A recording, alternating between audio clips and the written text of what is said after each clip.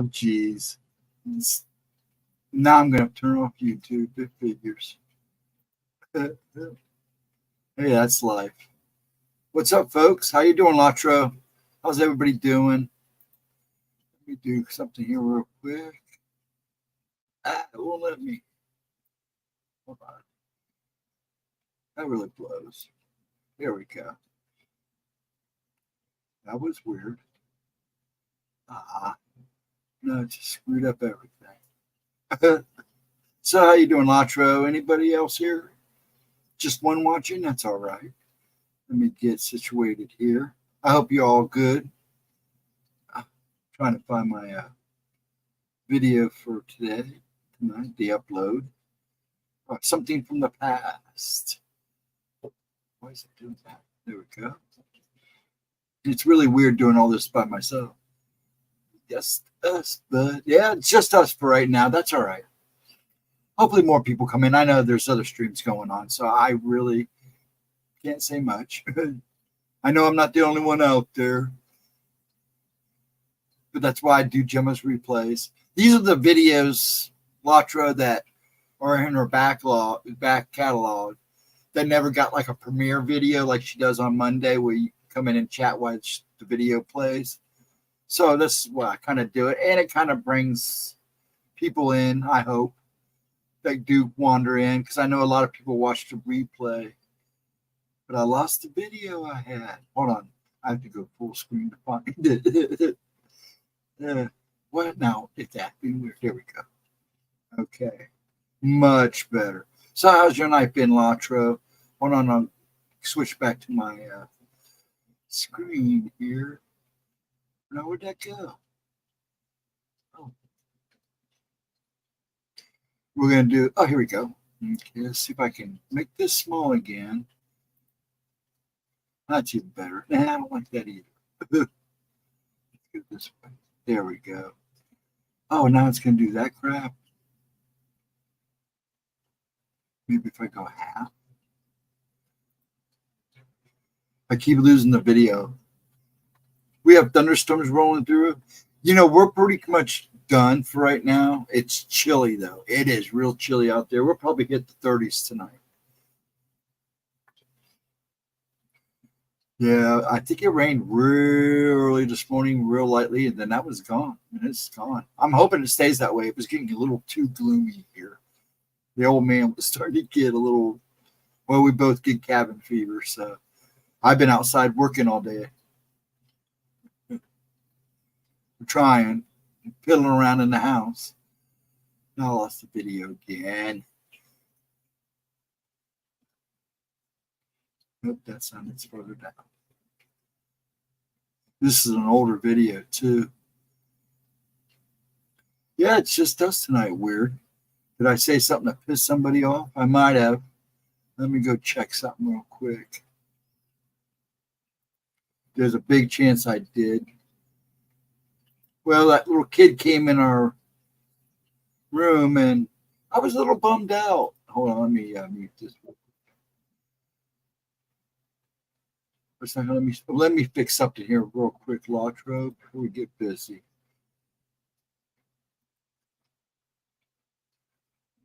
Yeah, I better fix that. I might have pissed some people off, but hey, he was just a little kid. He didn't mean no harm. I know this for a fact.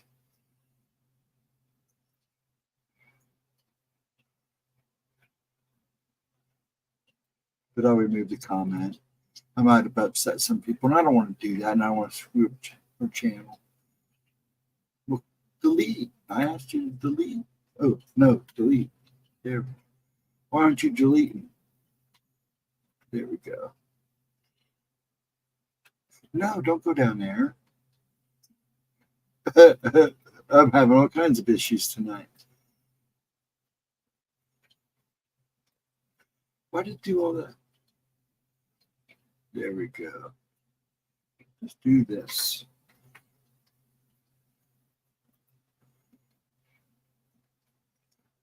Okay. Now go back to oh, my goodness. What a day. Okay. lots of house clutter this weekend. It will take a while. I doubt that. I hope not. I might have upset a couple. A young man, like I said, a young kid. I believe he's like 11 years old. And I don't know if it's his friend or a little brother, but they do the channel together off and on. And he's just a little guy. I think he was just curious. I mean, there's no age restriction on the channel, and I felt bad. But I mean, they got kind of harsh with him because of course, people were going to think he's a troll. But I was trying to tell them they're not, and I didn't. I just gave up, and I should have gave him a little. But anyways, he felt bad. He thought he caused a problem, but it should be okay. I'll make my peace for those who come in tonight. It wasn't meant to be mean. It was just I felt bad for the kid because he was just a kid, and he was curious. He had seen our videos and a couple of her shorts. I mean, he's at that age. Cute-looking lady on TV, on the screen. And I think he liked watching her lip sync videos, shorts. So I don't think he didn't mean no harm. I think that he was more scared when everybody kind of went, hey, what? At least he admitted he was a kid, and a lot of them wouldn't do that. Actually, she may be surprised at how many kids do watch, though, especially young teenagers.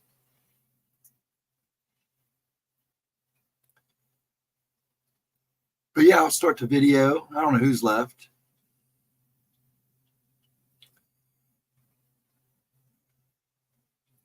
Down to one. No, I'm not on YouTube, so that kind of sucks. I like being on YouTube at the same time. Are you looking for files? I was doing that earlier today. That's that. Okay. Well, let's do this then. See if I can do this. I'm sitting here.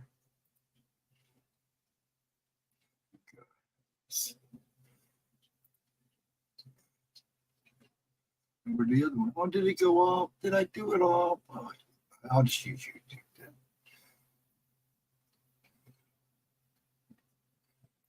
There we go.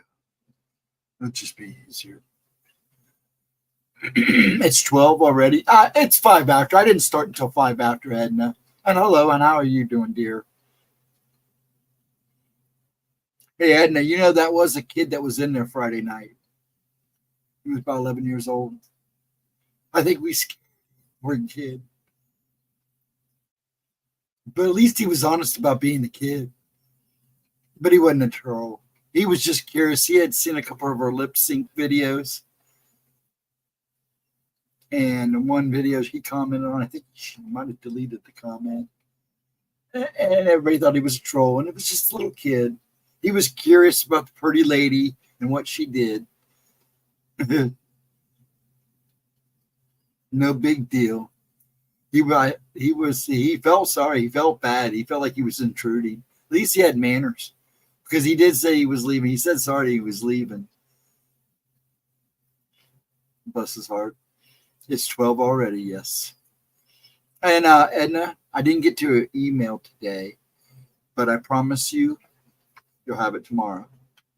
And yes, I do have some ideas.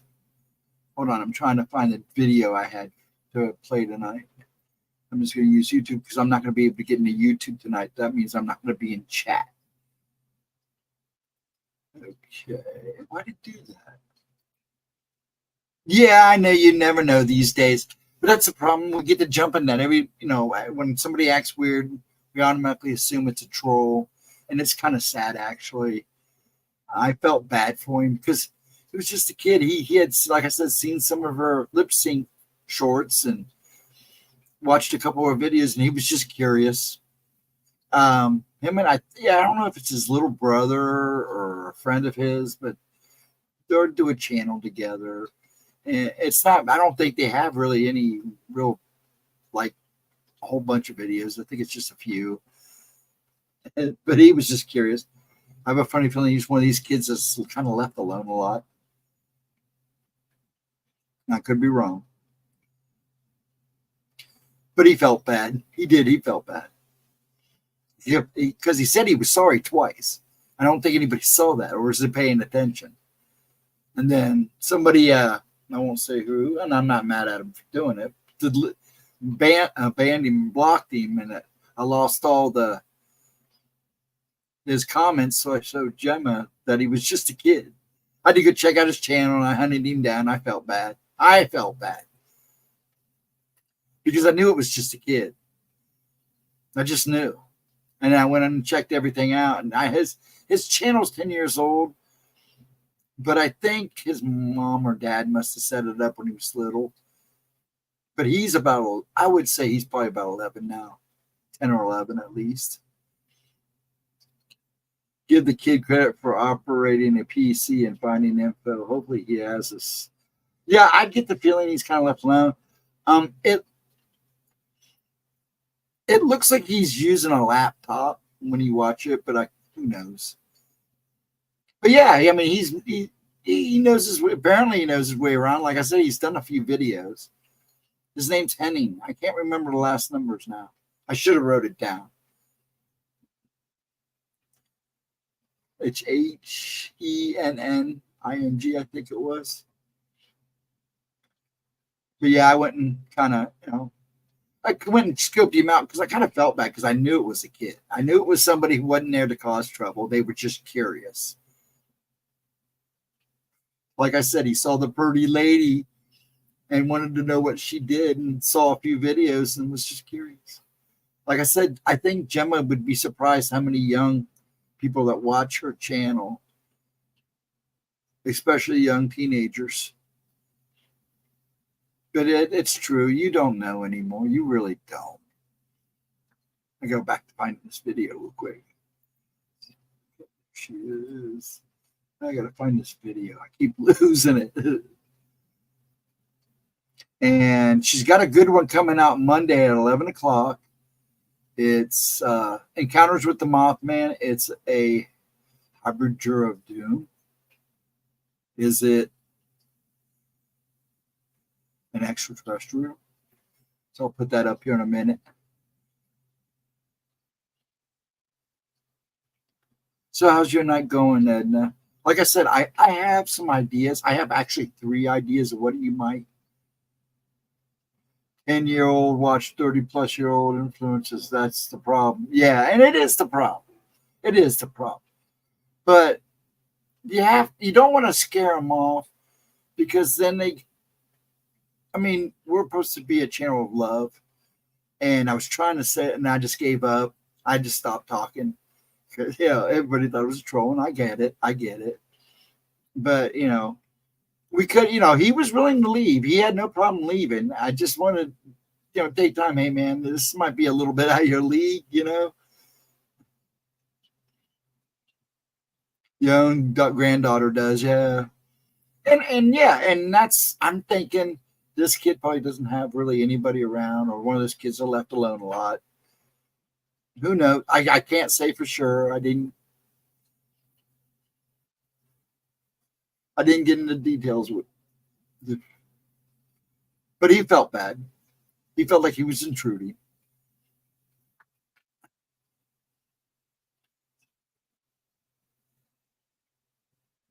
Oh, you're very curious about who you think? I think it's 3 things. Do you want me to say on here, or do you want me to wait and email you? Because we have plenty of times, I don't start the video until like 12:30 or so. So what time is it? I'm never in a rush. I don't think it's a fairy. Where's that video? I just had it. Keep losing it. It's deeper. It's an older video too. We're going way back. Think of the education we would have had a PCs. Now, see, I was lucky when my junior year is when we got our first computer in school. and I hung around with the computer nerds. So even though I didn't take any classes, I hung around with a lot of them. So I got to learn a little bit early. I was working on a mainframe in Fort Rand back in 75. Yeah, I don't think our school got one until like 80. No, it was about 77, 78. Go ahead, we're fan. Hold on, what? Okay, give me a second. I'll tell you. I got to find this video first. So it will drive me nuts until, and that way I know I'm prepped and ready to go. I was all prepped and ready to go, and everything went south on me. Yeah, I posted a comment after the video today. I went back and deleted what I said because I'm afraid I might have upset somebody, and I didn't want to upset anybody. I just sometimes not everybody we think is a troll is a troll. So I always try to give them a little bit because trolls will actually, you know, and within a couple of seconds of the chat will start. And I think he was just curious because he was more quiet and he was just watching. At least he spoke up as, hey, that was how he entered. I'm a kid. And I thought that was respectful. That way we knew he was a kid. A lot of kids wouldn't do that. They wouldn't say nothing. They'd just come in there and be rude. And, what's you doing? You know what I'm saying? But yeah, give me a minute, Ed, and I'll tell you what I think before we start. Or we can wait until after. I can make you wait until after the video. It's up to you. Just let me know. Because I do think it's three things. One of three things. It's hard to tell. I wasn't there in your dreams. So without a whole lot of details, I'm not going to get too technical. But I have my opinions, yes. And they are just opinions. So where is that video? Dun, dun, dun, dun, dun. Yeah, because it's an older one. I had to scroll way down to find it. It's kind of a little promo before her. She's got a new book coming out too this week, in the next few days. It's called Gone. And I'll show you a picture of the cover here in a little bit too. There it is right there. Okay, now. Yeah, I can make you wait until after the video. How long is the video? The video is 27 minutes, basically 28 minutes. Well, less than that because as much as I love to listen to her ramble at the end of her videos, I won't put you guys through that. It's a late Saturday night after all. It is a late Saturday. Well, actually, it's Sunday morning if you think about it technically. Hello, people that are coming in. Thank you so much for coming in and saying hi. Please leave a like and leave a comment if you come back and watch later. I don't care, good or bad. Just be respectful. That's all I ask. It's pretty tame here, so I know, like I said, I know there's other people streaming. Well, Edna, do you want to wait until before now, or do you want to wait until after? Yeah, that's up to you, my dear. I would look into the camera, but I think you want that.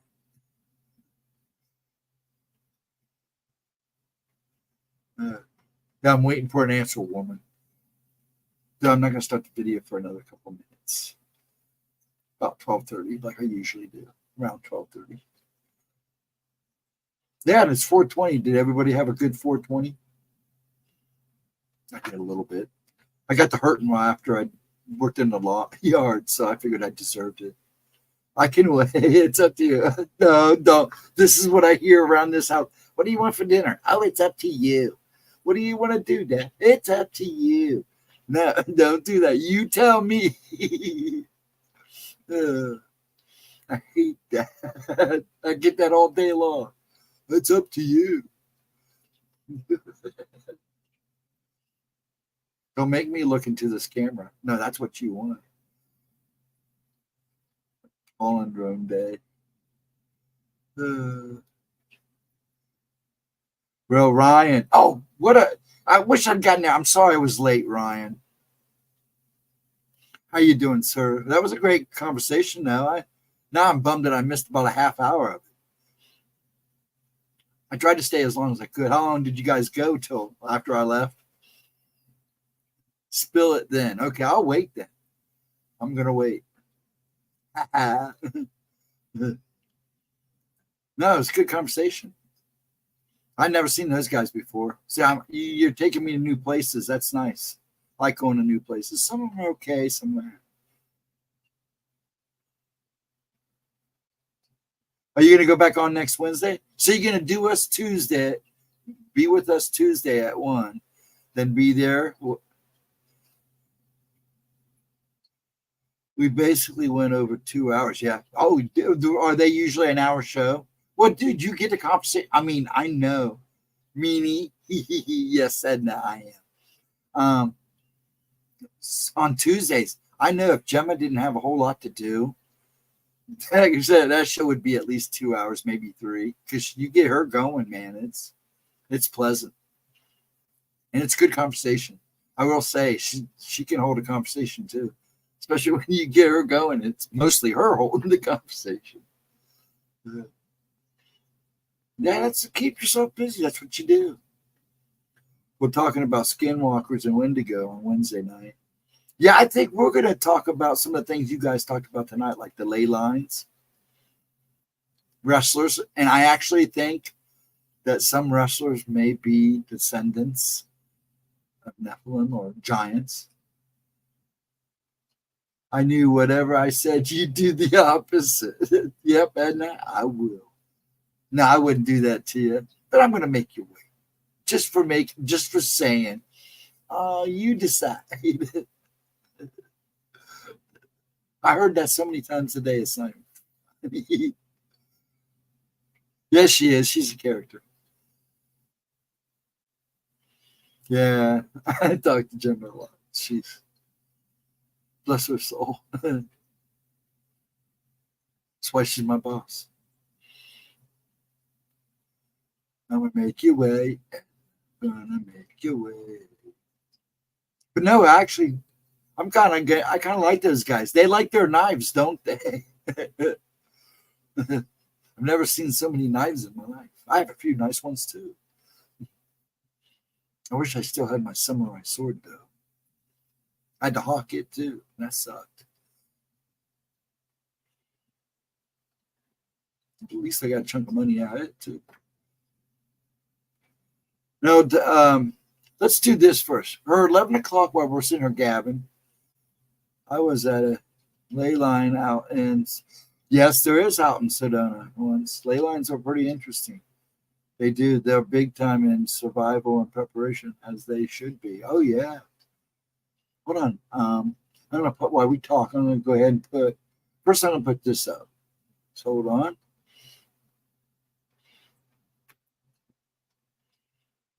Let me, I can't, why'd I do that? Okay, one sec. No, I don't want to hear you gap. Why is it going to show me the chat too? Is there any way I can get out of that? Interesting. I'll just do it this way. And go back. Hold on, I'm messing around here, folks. There we go. That way you can at least see the picture. Okay, I'm going to share. This is her video for Monday.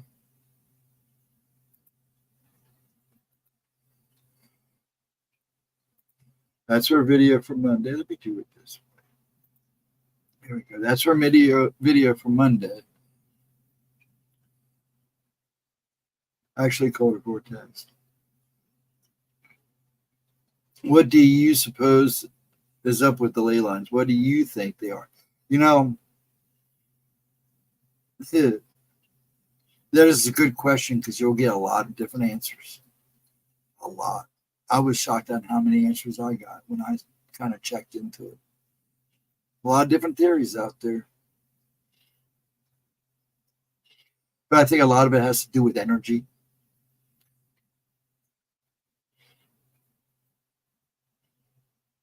Uh-oh, I got her hooked on the mob. Yeah, actually, it was kind of wild.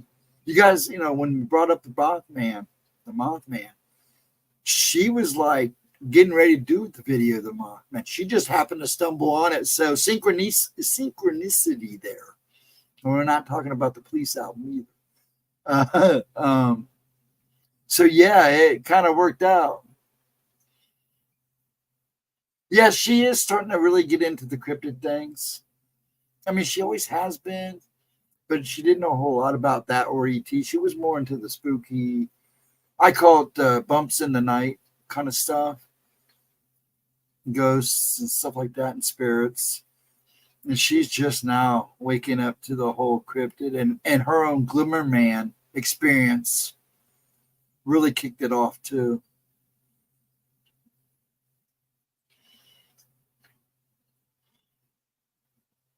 The vortex was at a hill where I meditated a bit. Got a warning about my GF then. Well, it proved to be valid. It proved to be valid. But yeah, she'll be doing that one. Yeah, it should be a good one. We'll see how she goes and what she stumbles onto, because we both know there's flourish of information of the Mothman.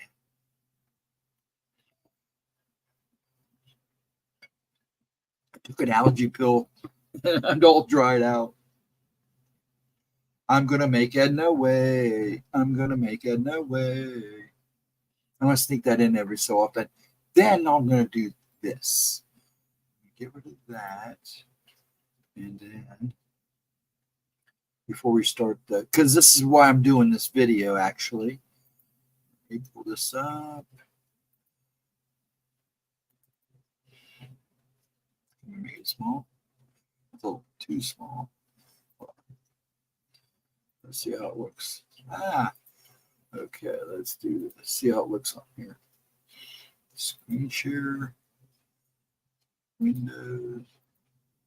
Share. There we go. And there's Gemma's new book. That will be out within the next few days. So please check out all of her books. For those who are watching who didn't know she did books, she's got some great books. Good reading, folks. But yes, that will be her new book. I'm really excited for it. It's like 411 Missing Stories. And she kind of put her own take on what could have possibly happened. Took it to that paranormal side. Hey, this could have been what happened or this. And that's what she did with it. Also, her in this book, well, she's got on her 12 o'clock. No, it's her 12 o'clock video. She's doing a documentary type on, I believe it's her 12 o'clock video for her Monday. Let me make sure I get this right. It's called The Butterfly People, about the F5 tornado and how these butterfly people protected this family and the people. So that should be good. But yeah, that's her new book. Please check it out. It'll be on Amazon. I can't wait. It should be a good one. I like it. I like the face on the thing is blank. Blank face. Could be anybody. It could be you. Okay, let me get rid of that. We'll get ready to do the video because I know Edna's getting anxious.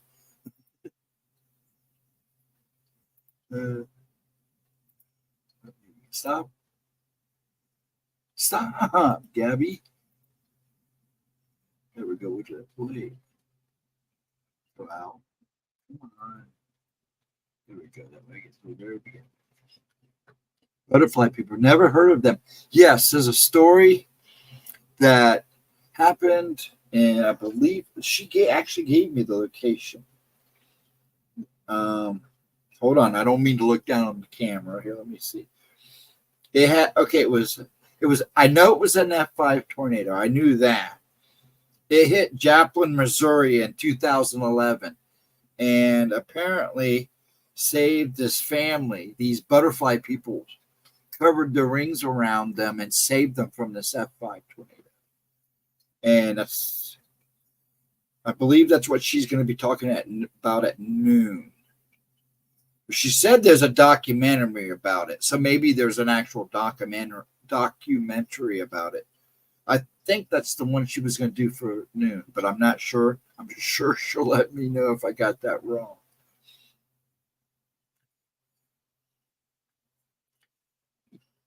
I saw a whirly bear this week. Really? This existence of the butterfly people implies that existence of California. Yeah. Well, think about that. Hello, Cindy Lee. How are you doing, Mama? I hope you're doing good. Yeah, I'll have. If it's a documentary, an actual documentary, I'll find out what it's on too, and I'll when I email you, I'll still email you, and I'll send you the where it's at, and then I believe that is what she's talking about at noon. So I hope I got everything. And she made me a bunch of new thumbnails. So yay. I hope you're doing well, Cindy. Mama. Mama Lee. That's what I should call you. Mama Lee. Interesting. Yeah. I heard the story probably about 2 years ago. I don't know if it was from Gemma or somebody else. And it kind of piqued my interest. There's not a whole lot. She might have gotten a lot. Now there's more information about it and people talking. But it's an interesting story. The way I heard it, I'm not going to go into detail because I don't want to blow it if that's what she's doing Monday. But apparently, these family got caught in an F5, and the daughter was seeing these huge butterfly-like people protecting them. They never got touched. Everything else was devastated. It's a weird story, but it's interesting because it's kind of like proof because the other ones that like walked away unscathed.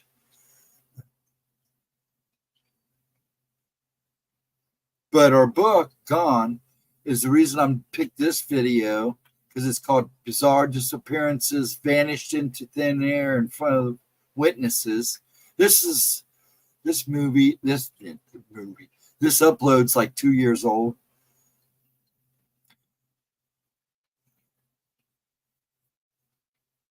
You're welcome, hon. And I do keep you in my prayers, honey. When I don't see you for a while, or I know like I said before, there's quite a few of you. I get gut feelings, and I just all of a sudden start praying for you and hope that everything's okay. This is the way I am. I got a pretty good gut. Let's put it this way. It's almost gone. I'm getting there.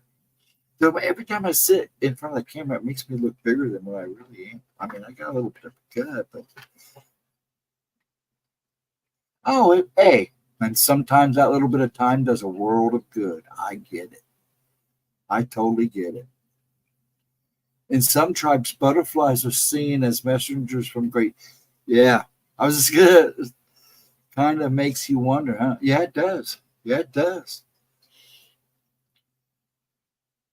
Because you got the Mothman, you got butterflies. I heard a story from a family up in a diner up in northern Ohio. Because we like to hang out in diners when we were out driving around, camping and stuff. Mom and Dad never knew what I was doing. But he's at work. No, he's not. I worked my butt off, so I made sure I had fun. Does this webcam make me look fat? Yeah, really. That's basically what I was. I don't care. I really don't. But it just kind of bums me out a little bit because I'm really trying to work it off. But the story I heard was a murder. I don't know if I can say it. I can't. You got to watch what you say on YouTube. So, a group of ravens, and they're pretty sure they were ravens, that protected this child from a coyote. And they said it was just like all of a sudden, all these thousands of ravens, this coyote was sneaking up on this child. And next thing they knew, all these ravens were all over them. There was two of them, I guess.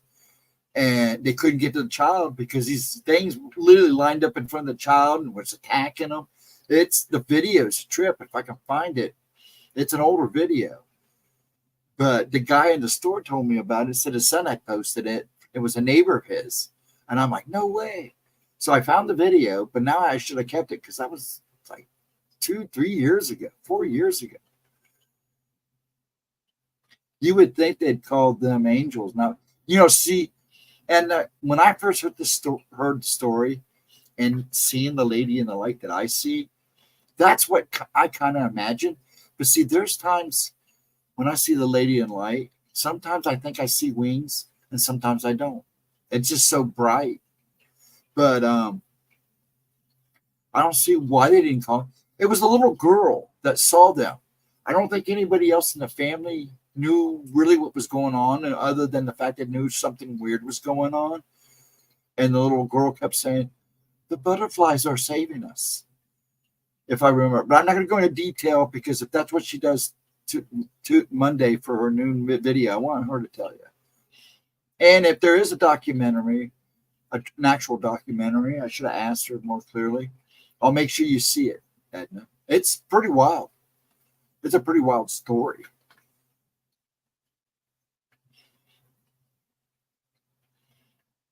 So it should be a good one. Yeah, I think the camera adds about 120 billion pounds. No, I'm just kidding. I worry more about my hair. I'm gonna make John. I'm silly tonight. It's 4:20. Okay, you ready for this video, guys? Edna's getting antsy. She wants the video to be over so she can get my answer. Let's do this, okay? Hopefully I can get this to work right today. Do this. Screen share. I'm in a good mood, so bear with me. That's it? Yep. Put it up here, see how we look. I'm going to switch here real quick. I'm not going to put that poor woman down there. Put my boss up front and center. There we go. See if I can make this. That's okay. I should be good. Okie dokie. You guys ready? Let me know if the sound is good and everything on it. Would you please? And shall we start?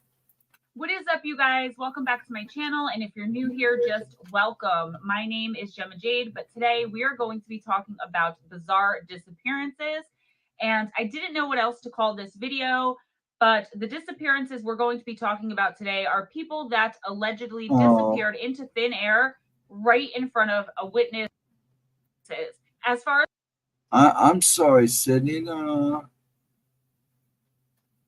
I know you've been having a real busy one, hon. Forgive me, folks. Let's just hope it gets better. I'll keep you in my thoughts, hon. As I could tell, none of these were debunked. If they were, kind of take it with a grain of salt then and move on to the next one. I believe that these are real experiences. If you don't, that's okay. Let me know in the comments, but let's just jump right in. On November 25th, 1809, a diplomat named Benjamin Bathurst was on his way to Berlin to get a train back from London. He was returning to London from a business trip he had gone on in Vienna. On the way, though, Bathurst had to stop for food and also new horses, so he made it to the town of Perleberg, where he got off and accomplished these things. Bathurst was traveling with an assistant, so once he was done eating and knew that the horses were going to be ready, he walked on ahead of the assistant and said, "I'll meet you at the carriage. I'll wait for you there." The assistant was to go and fetch the horses and then meet Bathurst back at the carriage. However, the assistant was just a few steps behind him as he walked out. Bathurst seemed to be going in the direction of the carriage, and then the assistant didn't see him anymore and figured that he would go and fetch the horses, see him back at the carriage. But just a few minutes later, it took him like 3 to 4 minutes to go and get the horses, who were right there. And when he got back to the carriage door was open, but the diplomat was completely missing and nowhere to be seen. Now, remember, the assistant had seen him going towards the carriage and assumed he had gone there. But not only was there no sign of Benjamin Bathurst, there was no sign of where he might have went. There were no footprints. There was nothing. It was open fields for miles and miles, and you could see so far in all directions. It would have been impossible for Bathurst to have kind of just walked over a hill and disappeared. He obviously did not walk in any one direction because you could see so far. Completely impossible for him to have been out of sight range. In this case, because the missing man was a diplomat, there was obviously an extremely thorough investigation that was launched pretty much immediately. Searches of the nearby woods were carried out. Police went house to house and even had dogs come in to sniff something that had his scent and try to find him, but it was all to no avail. They even dragged the Stepanik River, which was nearby, and they found nothing. In the surrounding woods of the restaurant where he and the assistant had last been eating and where the carriage was, which was found with the door wide open, there was a restroom for hikers and campers. I'm assuming that's what the restroom was for. And in the restroom, there was a coat, and in the nearby aforementioned woods, a pair of boots, but neither of which could ever be positively linked to Benjamin Bathurst. So, though they found those things, the assistant couldn't say one way or another whether these things belonged to Benjamin or not. At the time of this disappearance, the region was war ravaged and ruled by Napoleon. So, being a diplomat was dangerous work. And the man's wife, Bathurst's wife, always believed he was kidnapped by the French. But it should be noted here that Napoleon himself always personally denied this. He was asked specifically if he had anything to do with Bathurst's disappearance, and he denied it. Bathurst, to this day, was never seen or heard from again, and he seemed to vanish into thin air. There is no definitive evidence which was ever uncovered that led to his whereabouts. Just poof, gone. Believe it or not, it's becoming more and more common these days for people to disappear right in the sight of witnesses. And this is the age of constant surveillance, right? It's not hard to believe that sometimes these things would be captured on camera. However, even back in those times when videos didn't exist, when security cameras didn't exist, people would sometimes vanish right in front of others, like directly in front of their eyes. Here's one of those stories. Just a few years after Benjamin Bathurst's disappearance in 1815, there was a prisoner at the Prussian prison Weichelmundy, which I know I'm mispronouncing, but I'll put it on the screen, whose name was Diderici. Diderici was in this prison because he had been convicted of assuming the identity of his already deceased landlord. No word on whether or not Diderici had killed the landlord, but I don't think he did. I think the landlord was deceased when Diderici came upon him. The identity theft allegedly included him wearing the deceased man's clothes and even his wig in order to go into the bank and withdraw a large sum of money on the pretense that he was this landlord. Diderici was eventually caught and was now serving a 10-year sentence in this Prussian prison. The story goes that as Diderici was being led around the prison yard in his chains one day, it's reported by other prisoners and guards alike that he started to kind of just fade away, just seemed to be erased right out of existence, but slowly. Diderici slowly faded and became transparent until the point his chains and manacles crashed down and clattered to the prison yard ground, as there was nothing for them to be attached to anymore. An investigation into the case would obviously be conducted. I mean, a man just randomly disappears from a prison. Obviously, people are thinking that he may have been murdered by guards or another prisoner, and there's some kind of cover up. But no, there were statements from more than 30 witnesses who all stated the exact same thing, that Diderici simply faded out of existence. Witnesses stated, quote, he had become slowly Glitch in the invisible Matrix. until he wasn't there anymore, end quote. The authorities actually ended up closing the case, and how they wrote that they closed it, they put it down as a, quote, an act of God, end quote. And that was their official finding as to what had happened to the prisoner Diderici, an act of God. Kind of sounds like a glitch. Maybe it was. No foul play was seemingly happening, and nobody ever found a trace of him. I came across a similar case in a place called Leamington Spa in England in 1873. A shoemaker named James Worson was out with his friends one night when, seemingly out of nowhere, he made a bet with his friends that he could run without stopping 16 miles to the nearby Coventry. Why he would make this bet, I don't know if this was fun for men back then. You go out drinking and then, you make a bet that you can run 16. Hey, if you're still awake, Ryan, I want to talk about that. When was this? Is this an older story? Yeah, it is pretty wild, and I kind of remember this video now. See, some of these I haven't watched for a while on purpose because I knew I was going to do this. I always go back and watch a bunch of them while I'm working and stuff in the background to help keep her views up. I have to figure. See, that name sounds familiar. That's why I asked, Ryan. Let me know. I'm going to start this back up. Miles without stopping. I don't know what the heck this was, but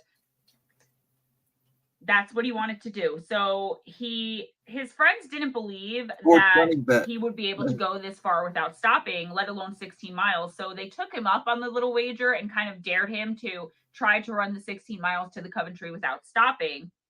Obviously, they wanted to see how far he could go and also to make sure he wasn't somehow going to be cheating by, hitching a ride or whatever he was thinking.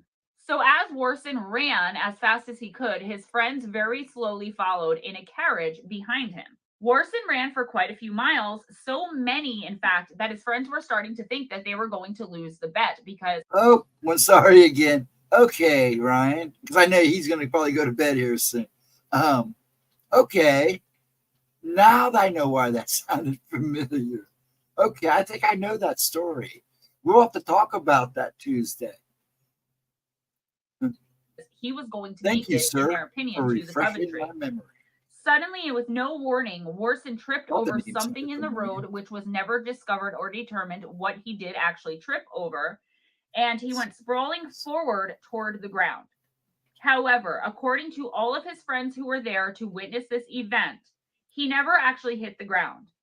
See, he went forward as though he were going to hit the ground, as if he were going to just fall flat on his face or perhaps scrape his hands, as one would normally do when falling after tripping over something while you're already in a run.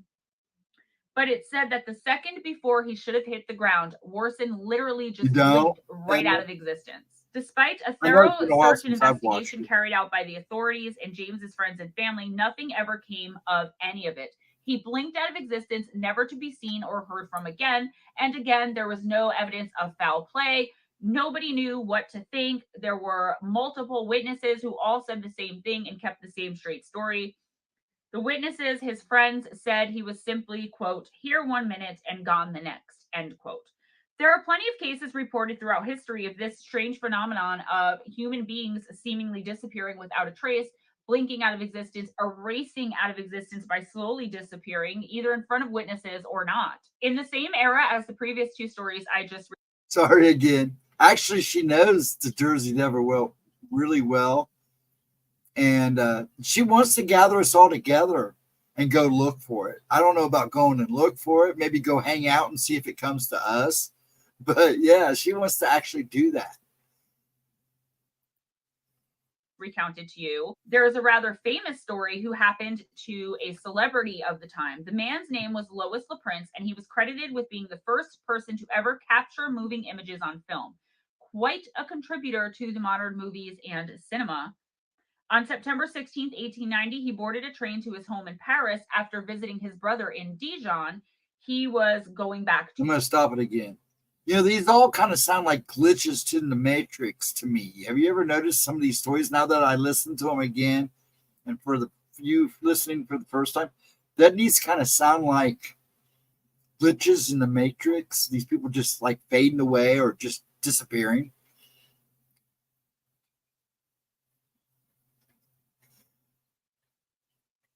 I'll never disagree for looking for. I don't like to say looking. I would rather say, let's go hang out and see if anything shows up. I have bad experiences when I go looking for things. So I think that's why she wants me there, because they seem to come to me. Imagine seeing something like that. It would mess with my mind. It probably would. It would mess with my mind. All of a sudden, somebody's gone. I mean, like, you watch them just disappear. Is it an act of God? Hold on, now I stopped it too long. That's it. Buffs. Come on. Be nice. Paris. The prince was seen again by many witnesses checking in his luggage and then entering his private cabin. These same witnesses also gave testimony to investigators that they never saw him leave from his train cabin the entire ride back to Paris. He went in and he never came out. When they reached their destination, he did not disembark, and a porter was sent to the room to find out what was wrong. Obviously, just assuming that LaPrince had fallen asleep and, he would just wake him and tell him that they were there. No big deal. However, LaPrince was not in the room, and not only was he gone, but his luggage was also gone, and neither he nor his luggage was anywhere to be found. During the investigation, they searched the entire train ride. to make sure that he didn't jump off or fall off or get pushed off. There was no evidence foul play was afoot. His luggage was never found. He was never found. There was never a single witness who came forward or who was questioned who said that he had left his cabin. It's like he went in and he disappeared, and his luggage disappeared as well, which to me is the craziest thing. It's like he took his belongings into his cabin and then vanished into thin air with them. There were no signs of foul play, like I said, and everyone said there was absolutely nothing amiss or abnormal about the train ride. There were no noises coming from his cabin. Some people believe that Thomas Edison had something to do with the disappearance of LaPrince, as he was planning on going to America to patent his movie picture machine, a machine which Edison had also been working on for years, and LaPrince was just a little bit further ahead of him. No evidence one way or another was found. Let's work our way up to the modern day timeline here, and we'll start with the story of Bruce Campbell. In April of 1950, Bruce and his wife were traveling by car from Massachusetts to visit their son, who lived all the way across country. I'm not sure. You know, now to think about it, I would kind of like to see the Jersey Devil, because if it's what everybody explains it to be, that'd be an interesting sight. Which state, but they had a very far way to travel. During this trip, Bruce and his wife decide to stop in Jacksonville, Illinois to rest for the night and get a motel room. We'll pause it again. That's what this is about. You know, if you want to watch it straight through, you go watch it, please. Now people are leaving. I don't want to do that. I lose my mind if I saw it disappear in front of my. Yeah, see, that way I would lose my mind on that too. That would just be freaky. Just freaky. Mrs. Campbell woke the following morning. She saw Bruce was no longer in bed with her and figured he had just gotten up really early. However, she then realized his clothes were still folded where they had been the night before. And this also is when it dawned on her that her husband was nowhere in the room. And she became quite panicked because she knew he would never go out in public in his pajamas. And that's what he had to have done had he left the room. All of his personal belongings, including his wallet with all of his money inside it, were also exactly where he had put them the night before he laid down to go to bed, and they were completely untouched. There was an intense search and thorough investigation, but Bruce Campbell was never seen or heard from again. And again, no evidence of foul play, no blood, nothing suspicious. Just he was there 1 minute. Did she say his name was Bruce Campbell? We know where Bruce Campbell went. He went to that funky little cabin out in the woods and got all evil dead. And gone in the next. Whew. Here is the story that always made me think alternate dimension, of people just slipping into other dimensions. If you listen to me talk on Fireside Chat, you'll know that I feel sometimes like I slipped a dimension during one of my childhood sicknesses, but that's a whole other story. So similarly, in 1975, a couple named Jackson and Martha Wright were traveling from their home in New Jersey to New York City. According to Jackson, he and his wife were driving through the Lincoln Tunnel when they noticed a large amount of condensation on all of the car's windows. Jackson said that he pulled over, and while he attempted to wipe off the front windows, his wife got out and went to the back to wipe off the back windows. He says about a minute or two later, he turned to ask her how she's doing, and she was completely gone. He states he had not seen or heard anything unusual up to that point, and it was only a matter of seconds before he had turned to her. Like, she got out of the car, and it was a second or two before he asked if she was okay and noticed she was missing. There were no other cars that could have hit her. Obviously, he would have seen her get hit by a car. There's nowhere she could have went. He called her name and even tried looking inside of and under the vehicle, but to no avail. By now, you know the story. Vanished without a trace and seemingly into nowhere without any provocation or idea as to what could have happened. Some people think this one is kind of suspicious, but there were witnesses in the small amount of cars that were driving by, and while no one saw her blink out of existence, nobody saw anything else strange either. Could she have not been in the car? Could he? I mean, we can get into all kinds of ideas or possibilities as to what could have happened, but this is allegedly a disappeared without a trace story, and it's one that always stuck with me because it reminds me of, I just get the feeling somehow that Jackson's wife switched dimensions. There was some kind of glitch in the matrix which, by the way, I am currently scripting a video about matrix glitches, so stay tuned for that. Moving on. In even more recent years, there are still more and more cases popping up, despite, as I said before, the age of surveillance we're living in. Same story, different decade. Let's start with Brandon Swanson. On May 14th, 2008, 19-year-old college student Brandon Swanson was on his way to visit his family in Marshall, Wisconsin, when he suddenly lost control of his vehicle and crashed into a ditch. He wasn't injured at all, but his car was completely totaled, so he had lost the ability to drive it. He was close enough that he could call his parents for a ride, and they readily agreed without a problem to go and pick him up. He gave them some details about which exit he was at and the surrounding areas, and his parents went on their way expecting to do a small, half-hour drive and pick their son up. They ended up calling Brandon back, however, because though they followed his instructions exactly, they weren't able to find him, and his dad was asking him for more and more details. And this is when Brandon told his father that he was headed toward a town called Lind. As they were still talking, Brandon reportedly cursed. He either said the F word or, quote, oh shit, end quote, and then the line went dead. So he cursed and the line went completely dead. His parents tried over and over again to call him back, but it would just go to voicemail. They never got any answer, so they decided to call the authorities. Though Brandon's car was eventually found, by the way, nowhere near Lind, he also wasn't where he originally said that he was, and in fact was miles and miles his car was found away from there. He was never seen or heard from again. It's unknown what happened to him, and also why did he curse right before his phone went dead? That is not. I can do a whole video and list like 8 or 10 random disappearances of people who seemingly vanished without a trace that made a phone call before they died and cursed or said something like, oh my God, or something like that. And then the phone died and they were never seen or heard from again, and the phone never picked up again.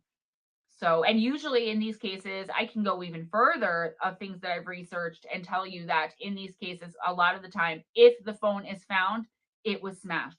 Don't even get me started on Brandon Lawson. On April Fool's Day, which is April 1st in 2006, a medical student from Ohio State University named Brian Schaefer. I know most of us know this one, but how could I not? I know it very well. Brian? Actually, I helped. He went out with some friends for drinks at a bar called the Ugly Tuna Saloona. As the night wore on, Brian and his friends drank more and more, and by the end of the night, Brian was reportedly highly intoxicated. Between 1:30 and 2 a.m., Brian dropped. This is a very interesting case. He did have people that didn't like him, and there was some funky stuff going on that she would stumble on now if she would re-look at this case.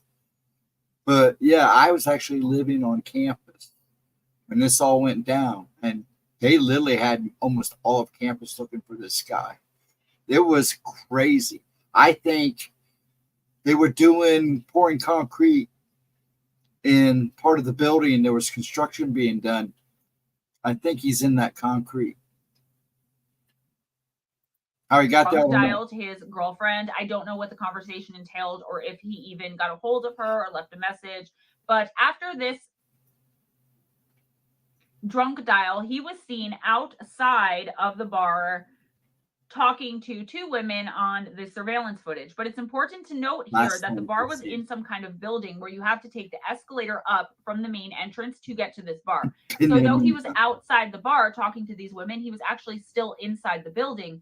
He would have had to take the escalators down. There were no other entrances or exits to this bar except for one small construction area, which was, I believe, covered by video surveillance. This is an important fact to note because as the night wound down and Brian's friends looked for him to leave, he was nowhere to be found. In fact, when he was seen speaking to the women in front of the bar was the last time anyone, including any kind of security or surveillance in this cameras, case, I think it was, had seen him.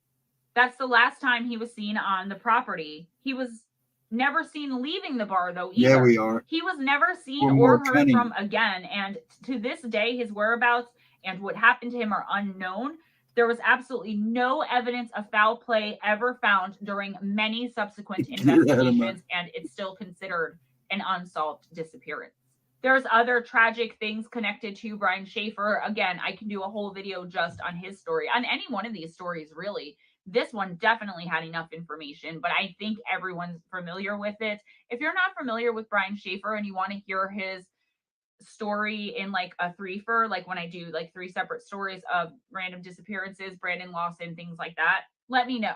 Another more recent case of someone seemingly here one minute and gone the next, as they just walked right off the face of the earth, allegedly in front of a witness, took place on July 18th, 2007, when a woman named Barbara Bullock and her male friend Jim Ramaker were hiking in the Bitterroot Mountains in Montana in the United States.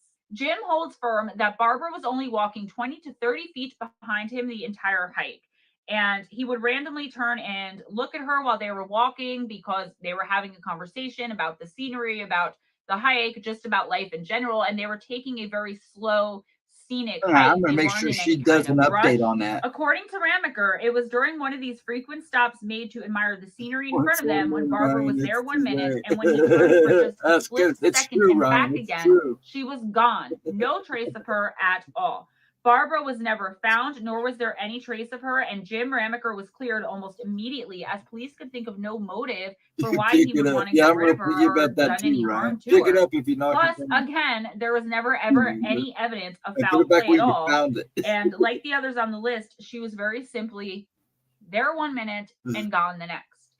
Can you imagine being the witness to this? I mean, the Lord only knows what happens to the victims, to the people who disappear, but can you imagine being a witness to this? How devastating that would be, and how suspicious and suspect and shady you'd be, and you might even go to prison for the rest of your life or be on death row if some coincidental, speck of blood or something happened where it might look like foul play. I mean, I would be terrified something like this is going to happen to someone I love while I'm standing right there. Not just for losing my loved one and thinking for the rest of my life, where did they go? But for the fact that, could I possibly be blamed for this? I mean, it's scary all the way around. Think about it. While the people on this list were never seen or heard from again, it's important to note that this isn't always the case. The fact that many people who had seemingly disappeared without a trace do in fact come back, but for one reason or another, it's never known what happened to them during their time away or gone. They're almost always found unconscious or semi-conscious and unable to speak or remember, or if they are found just fine, they're children who aren't old enough to speak, or they have some kind of disability for whatever reason, which prevents them from speaking about what happened. So we still don't know what happened. Every once in a while, someone will remember detailed information about where they'd gone or what had happened to them.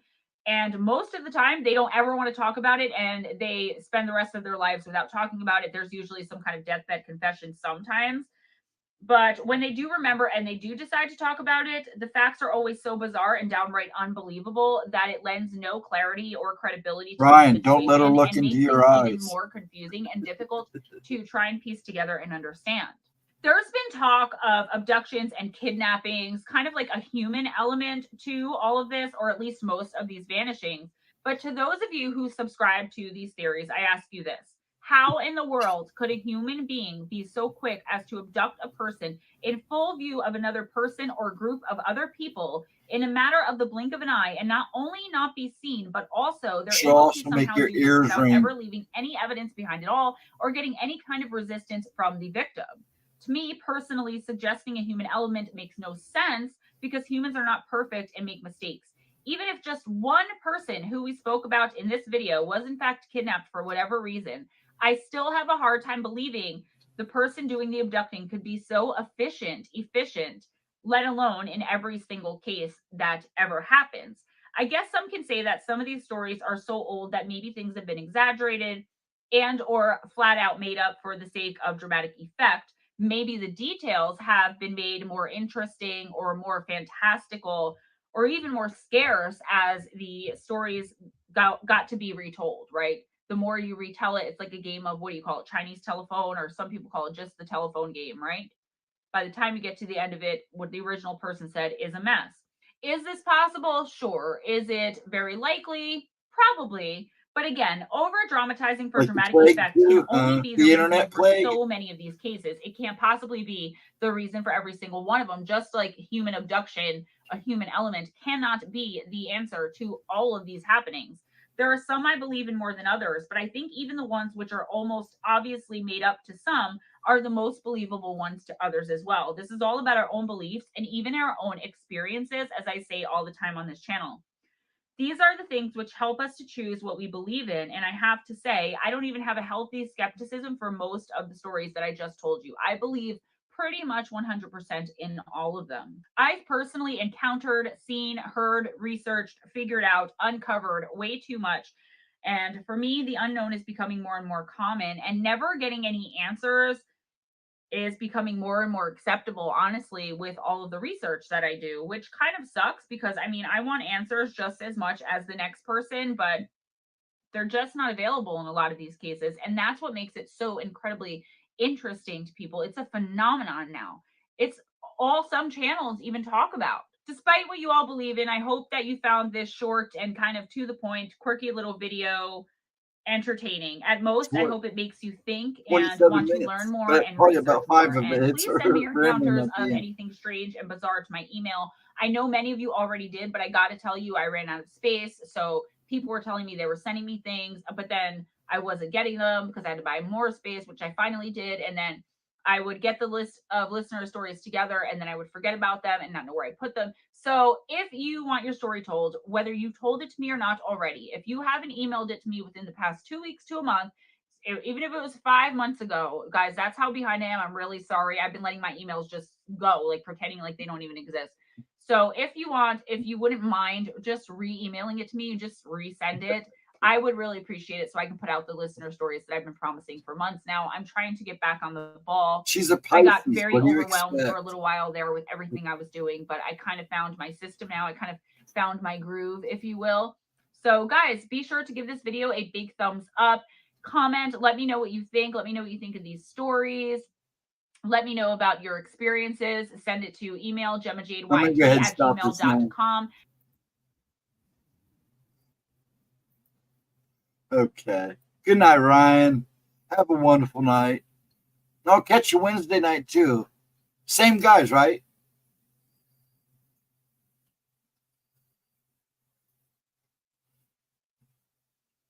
I love the listener encounter too. The listener encounter stories too. And she's put out a couple more. And I think she's like makes one members only and then one not members only. But I'm sure she can get more stories. I mean, just keep sending her stories because she's also going to use them to write a book. She's going to ask for certain stories. I think she'll ask permission to use in the book. So, Ryan, have a wonderful night, dude. Have a good Sunday. I'm sure I'll see you around on Facebook or something. And I'll see you Tuesday for sure, unless you pop in Monday for her videos, 11 and 12. Well, have a wonderful one. Have a wonderful one, Ryan.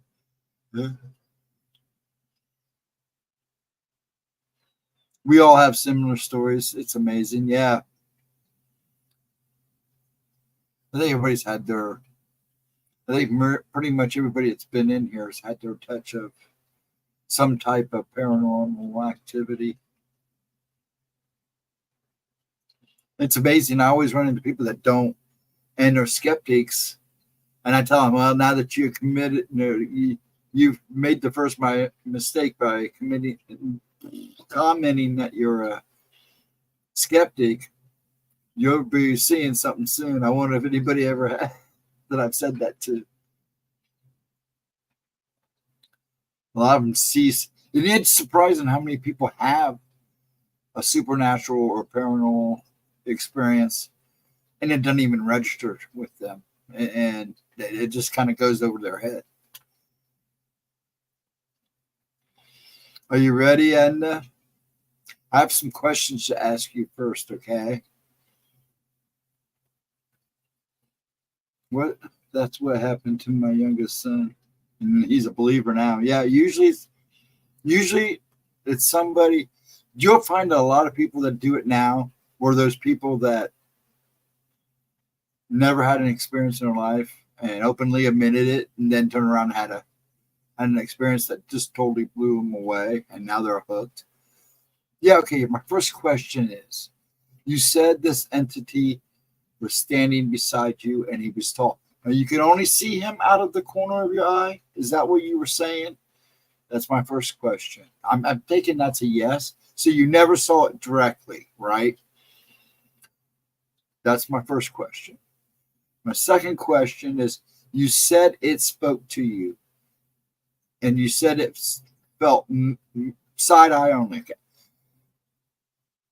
You said that when it spoke to you, it felt male, but you didn't understand what it said, right? Now, was it standing? It was standing on the beach with you. Is that what? On the side of the shore by the water, right? I'm asking them real quick, kind of. So my last question is: you said when it spoke to you, you didn't hear anything, or could you? How could I put this? Did you feel the words, or did you hear them in your head? If that makes sense. Yes, it felt like a male energy. Did it feel like he was talking to you in your head? Or sometimes, you know how, do you understand what I mean by you felt his words? Sometimes I've run into an entity once before where it was like I was feeling what they were saying to me. It was all in feeling. We were standing up high over the sea. So did you notice if you were on the ground or were you in the sky? These are kind of important questions for some of my opinions. No, he was speaking to me, but when I woke, I couldn't remember. Okay. Now, did you hear what I asked there about? Did you feel like you were floating in the air? Because you said you were looking over the scene. So you weren't standing on a beach. It was kind of like you were up looking down or looking like out over. I think I was in the sky, but I think I was in the sky on top of what was left of the bridge. Okay. My first kind of opinion, looking down, my first opinion was maybe you were seeing he was trying to tell you he couldn't save the guy because he was the guy. I've heard stories like that before, and about people dreaming and actually had people been in accidents or been around an accident and had that happen. So it might have been the person in the car. 2, it could have been like a reaper, like somebody come to wait for his soul. He wasn't there to stop it from happening. He was there to guide him. And 3rd, it could have been something, I wouldn't say bad, but he might still, it's same as number 2. He's kind of waiting for him, but he also, no, wait, let me get this right. I'm going to make sure I had it all written down. Okay, you heard my first 2. It could have been the guy himself. Could have been somebody waiting to take him away. Or this thing could have been telling you why it happened, or when it was going to happen, or that this was an event that could lead to other events. Like it could have been, like you said, a guardian angel, but not your guardian angel. Kind of like something like I don't want to say an angel. They're like messengers, like your owls. He was there to tell you something that might be reason why, because you said it happened right before the bridge went down. Or he was trying to tell you that this is just the beginning of something. Because usually when something like that happens, in that case, they're there to tell you something. They're trying to warn you about events to come. Like this might be the first step in a number of events. That's the only 3 I can think of. If it would have been your guardian angel, I think it would have been more specific and you would have heard it more clearly. Do you understand what I'm saying? If it was trying to warn you, if it was one of your children or something, there would have been a stronger warning. There would have been more of a gut. Do you get what I'm saying? He was telling me why he couldn't save him. I kept insisting we have to do something. My guess is one of the first 2. He was there. He was the man himself, or somebody was waiting for him to guide him. Now, this is a dream. So my guess is you might have just saw somebody else's future,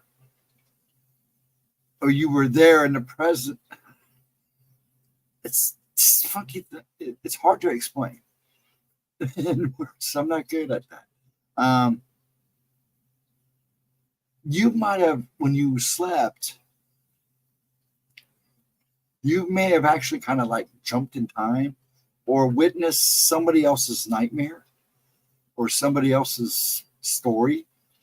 But it also could have been to the fact that it was meant to happen, because this might be a step of something else to come. Do you get what I'm saying? It could be actually all three, but I think personally it was either the first one where it was the guy himself and you just happened to be in that dream, in that situation for some strange reason. And you're both spirits in a way. When you're asleep, you kind of become a spirit. You're just out of body. And those are weird dreams to have, because you can interpret them so many different ways. So you got to really, that's why I say when you have these dreams, you write them down. And then if you have more of them, you just kind of piece it together as you go. It's kind of prophetic dream. You know what I'm saying? It could have been. You could have highly been seeing somebody else's future. Like I said, it could have been just they used that person to engage you into what's coming. There's just so much, because I kind of get this impression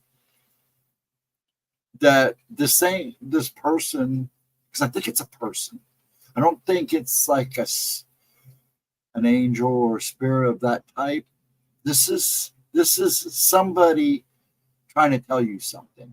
Now, I don't think it has to do with family, but it may have to do with events. I think you actually did kind of project in the future. It's weird, because when you dream, so many things can happen.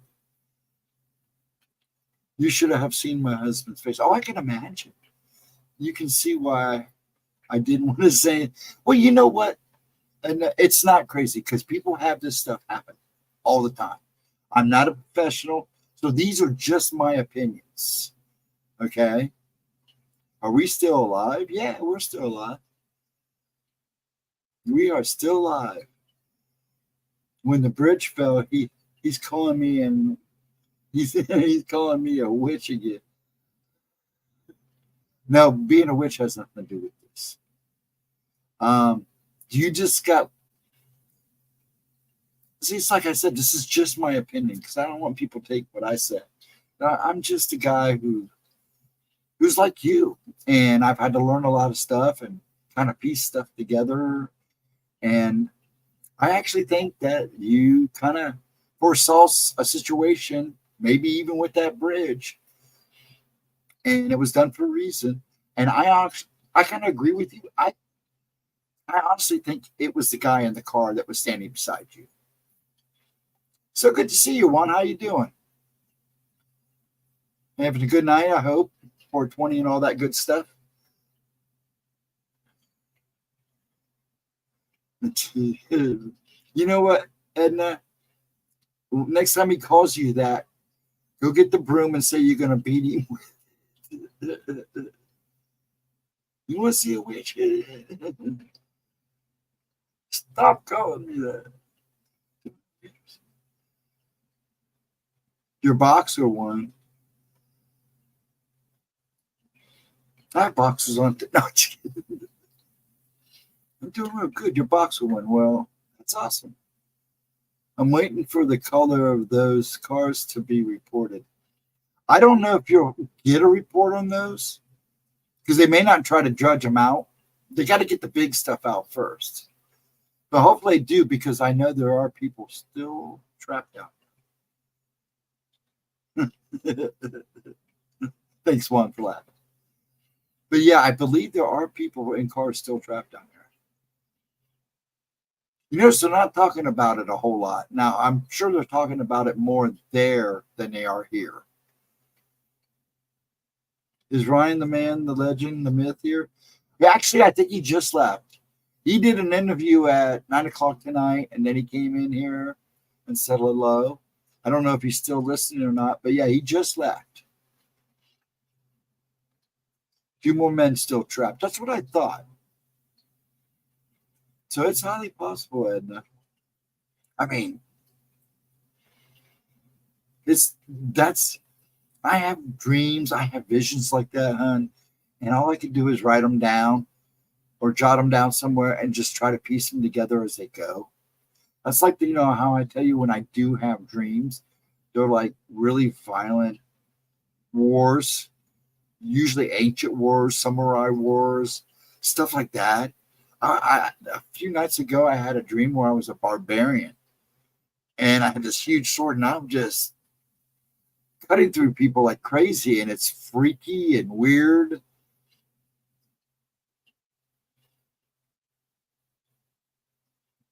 You saw the hair on my arm, Ghost. Wait.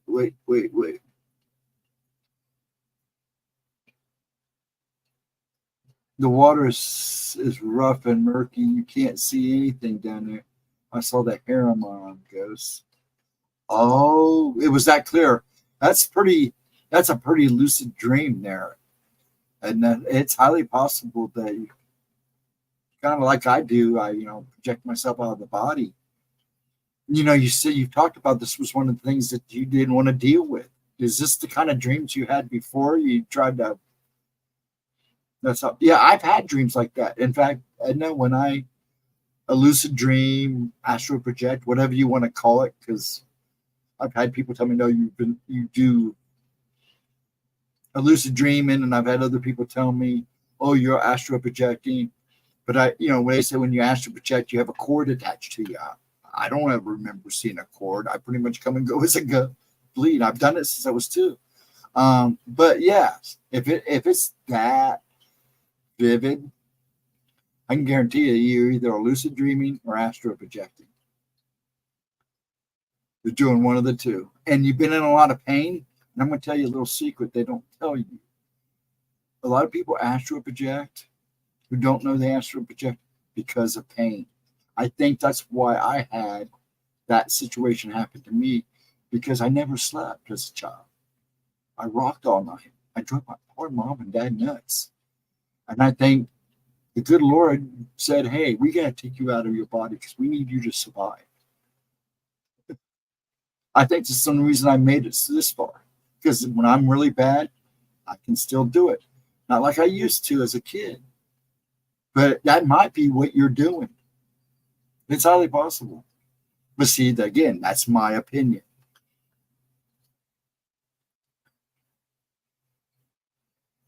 I actually like my lucid dreams, but sometimes I dream about very vivid shooting. Yes, see, there's people do that. But I know how to act during that time. So good I am. Good I am a good person. Yes. Wow. So yeah, I mean, it's highly possible. And see, and that might be what you were complaining about in the first place, not wanting to deal with it and shunning it. It might be a gift there for a reason. And if you learn to control it, Edna, like I did as I was growing up, when I leave my body, I go to my valley and I sit in peace and quiet and commune with myself and the good Lord.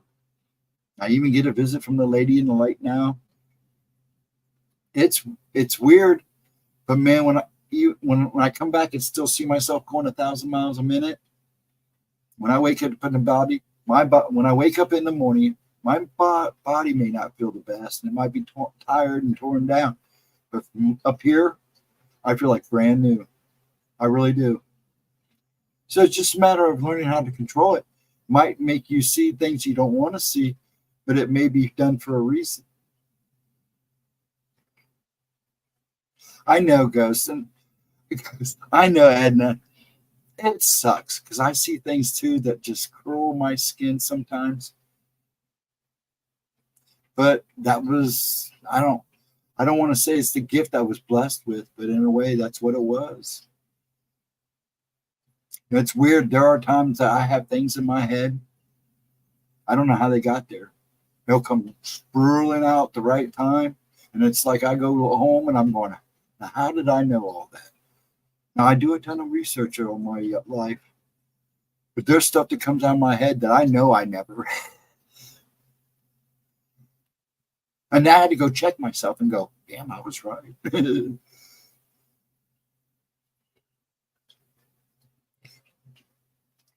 I know you don't, but it might be back for a reason. Just remember that. Don't always look at it as bad, because fear can get you in trouble. So try to make the most positive out of it. Try to learn to control it. You can do that. It may not happen all the time. I mean, you may not be able to control it all the time, but those times that you may not be able to control it, something may actually be trying to tell you something. The alien dreams are. I always have my dog with me. I'm trying to catch up on comments here. Just rest your voice and feel better soon. Yeah, no doubt.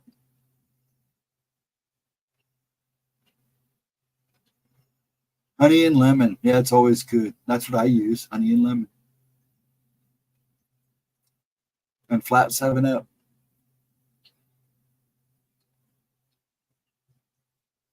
Then she won. She's such a sweetie. I've known Edna for a long time. Well, what, maybe 4 years tops? I've known you before I knew Gemma, but we really didn't get to talking until Gemma and Steve. So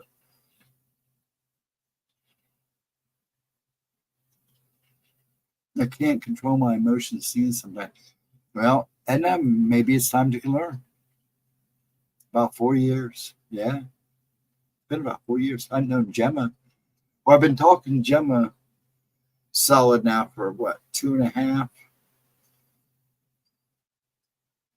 And we all met during the stocking days, even before her. So yeah, about 4 years. That's amazing.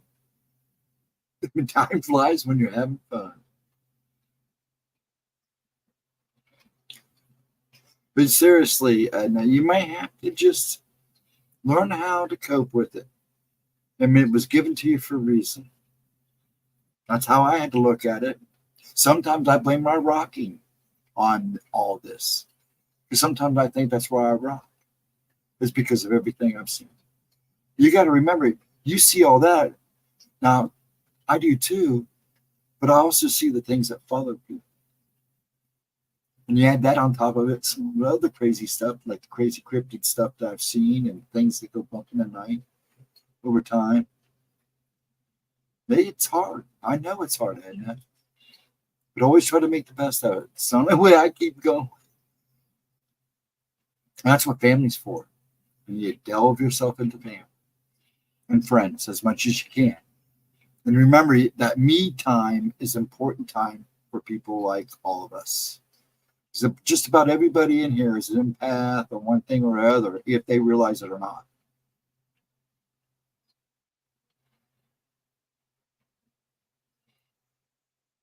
The 7-Up is not my friend right now. No, I drink it flat, dude. I let the fizz go out and add a little lemon to it, a little bit of honey. Great. No bubbles. Whatever was lodged in, I've never been. Wow. But 15. Wow. Give you my thoughts, my man. Yes, I will keep you in my thoughts. That's what you do. And then that probably wouldn't hurt too. You know how many times I've said to the good Lord, you got to put it in your hands, man. If I don't, this is going to drive me nuts. Thank you, everyone. I can't help anyone with half information. Where the idea is not to give the information until you're sure of yourself. And believe it or not, you're given these gifts. I don't know. You have, from the sounds of it, you've had a family that's had gifts. So it's big chance it's just been passed down through the generations. You know, a lot of that is. And you'd be surprised who you help one day with the information that you see over time. There'll be somebody able to come along that you may not even realize it. Always happy to see you and Gemma too.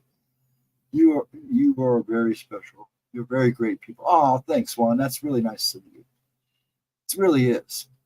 I also told my doctors once I go to sleep, I'm in your hands, and I cry. Do you know how many times I've been in the hospital? It's not even fun. I've got scars to prove it. You know, Juan, I don't know if you knew this, but I've died 5 times. Mm-hmm. Not very long deaths, but long enough. Long enough to walk through the door and get kicked back out. They keep telling me I have to go deal with Edna. Guess the color of the new premier baby's eyes. Guess the color of the new preemie baby's eyes, Ghost. Preemie, did you have a baby? Did they have a baby? Is it a boy or a girl?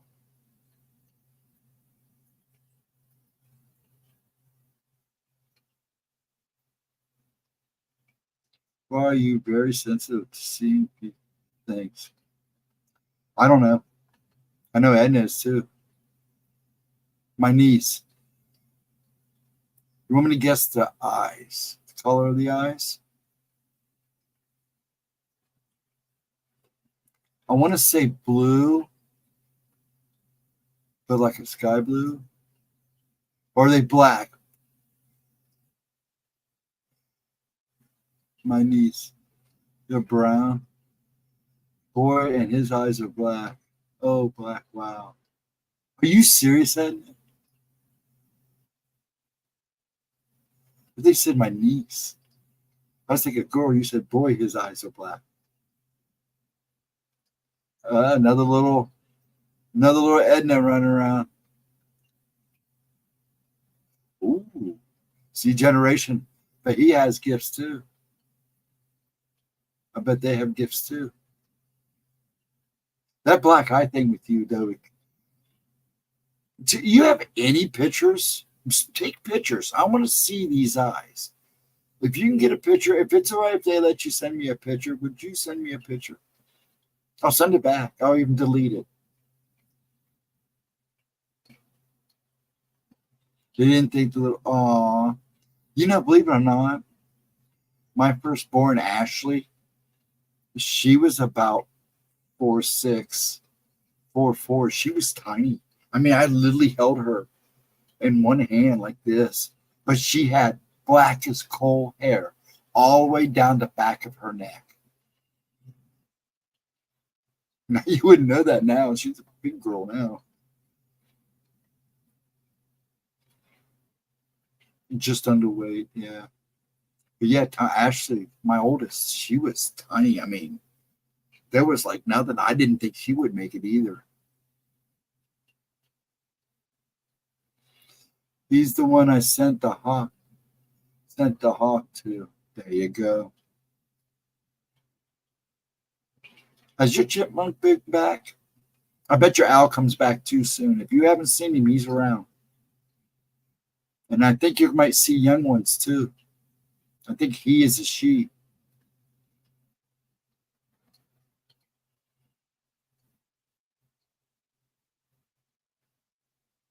Oh, and let me know if you know what a screech owl is, right? Let me know if you see a screech owl. Sure enough, the hawk flew circles around me, around her window, hospital window with the rainbow. We both had pictures. That's a good sign. Probably be a spirit saying, might be the native American. And you, excuse me.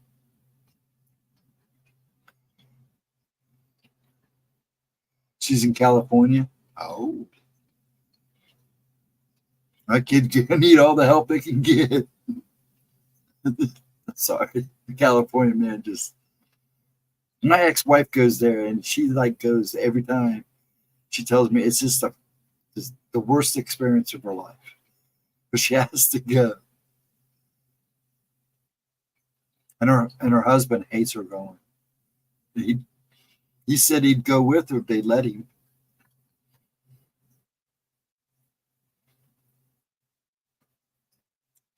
So, where's she at in California? Just to be curious. Still Native Americans there too.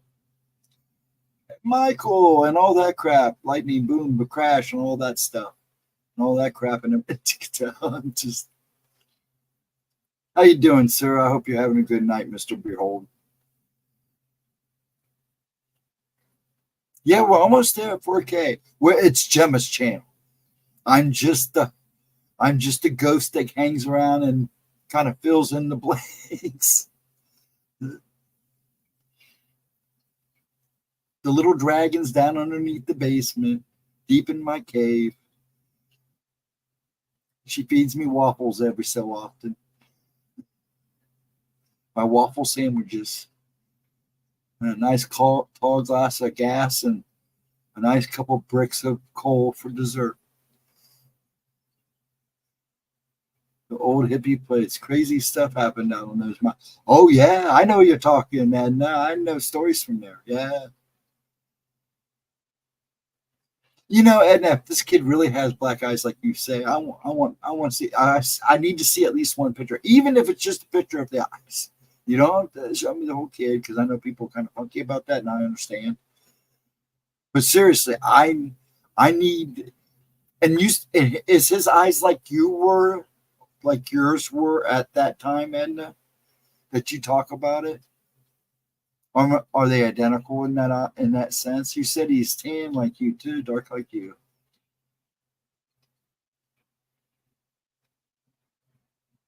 Her husband is a forest ranger. Oh, I bet he's got stories that he'll never tell. I'll send it to you. Yep, his eyes black as coal. That's wild. Black-eyed kid. Edna has black-eyed kids. She was a black-eyed kid. Now she got her kids making black-eyed kids. I'm just playing. Maybe if I come and look into his eyes, it might make him normal. I might scare the kid. Is that a mountain? I'm not going to say it out loud because I can't say it. The M mountain. Yes, that is. It is. One, it is. Yeah, there's almost near that, actually. My sister was shocked. I bet. Well, you know, Edna, when I was born, I had webbed fingers and webbed toes. Well, they were all webbed. They were able to fix these, no problem. But my toes split naturally, except for the two middle toes. They were still webbed. Now, it turns out none of my kids had it. But my one grandson of Samantha's, these two fingers are webbed. And every time they try to split them for him and separate them, they immediately grow right back. And it's driving the doctors nuts. So they're going to wait till he gets older, then try again. That poor kid, he has a hard time because he's right-handed. Bless his heart, he has a worse time writing. But he's getting good at it now, I hope. I noticed he had improvement. But I don't know. It's like every other generation in our family. We have webbed toes, webbed feet, webbed hands. I used to be called the guy from Atlantis. But my fingers were pretty much taken care of before I went to school. But my toes, when we went to gym and did swim class, that's the man from Atlantis. He walks like a duck. My niece and her husband are very pale skinned. His eyes will be dark blue like mine. Oh, you you have dark blue eyes, don't you? Not like my sexy baby blues. The older I get, the lighter they got. Mine have always been like a sky blue to a light blue. My son's blonde hair, and he didn't get my brown eyes. I mean, my blue eyes. He's so agitated because he got his mom's hazel eyes. And my Samantha, she's a blonde. Was a blonde. She dyes her hair, but she has my eyes, but they're just a tad bit darker.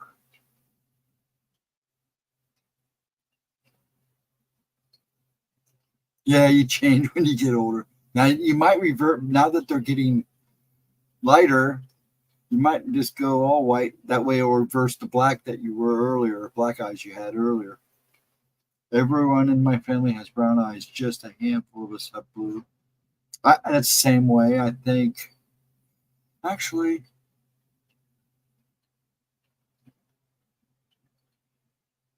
I think everybody in our family has either hazel or brown eyes. I never really paid attention. I mean, I'm all brothers. I never, you don't look into your brother. Hey, brother, can I see deep into your eye? Kind of great. I'll have to look. I'll have to go look at the pictures. I never really paid attention. That's pretty sad. I always know that my mom always said that mine were the lightest of the blues. When I was younger, she said they were real light blue, like a baby blue, like this, kind of like in there, that really light.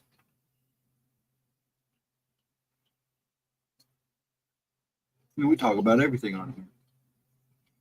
But I hope that I answered your question, Edna, about your standing man. At least give you an idea. So how I can do it, and I try to make it clear on here. These are just my opinions and what I've learned and taught and gathered over the years. I'm not a professional. I don't know it all. But I've experienced a lot. But yeah, if it gave you any comfort. Now, as for it coming back, Edna, there's a reason for it.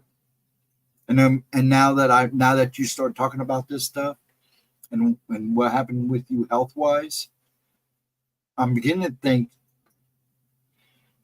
that was another trigger. I think you might find out as time goes that there may be more than just C. So just be prepared, just if that's the case. But if it re-triggered it or made it even stronger, just try to make the best out of it. I know it's hard, and I know times they're going to see things. I know I see things that, like I said, that curl my skin, but I tough it out because I know it means something. It's gonna mean something to me or somebody along the way. Ghost, my daughter dreamt that my nephew and I wouldn't make it till Christmas. She was right. We both went into the hospital, but we saw it. Forgive the reading there. I kept holding it back purposely. I don't really want it back. I know. And as for your first comment, so I think I made my comment about the family that I saw in the picture. They're all very gifted. They're all very bright lighted. I mean, Patricia looked at that picture and she was like, holy crap. Just stay close, stay knit. You're going to need each other. And you're going to need them. Because I know you didn't want it back. But it came back. Usually if it comes back, something is trying to tell you something. Like I said, you're really good about paying attention. Gemma saw it. She knew I was holding something back. Yeah, she did. She knew you were holding it back. So did I. And I didn't even have to say anything. Pay attention to your critters. Pay attention to the small things because it's important. But I'm telling you, Edna, right now, if it becomes more prevalent, you want to make sure you get me time. And let yourself kind of help adjust and deal. I know you don't want it back. I know you were purposely holding it back. In fact, I think she even brought it up one time. Gemma brought it up with you one time in stream a couple years, well, a year or so back, and then a couple times. And I'm telling you, there's a reason. You may not like it. I told you my chipmunk brought me a walnut, didn't I? Yes, you did. That was that was not too long ago when you came back from the doctor's, wasn't it? Right? If I'm remembering that right, right? She brought up several times. I knew what she was talking about. Yeah, I knew she did. Yep. Okay. Yeah, I know it sucks happening.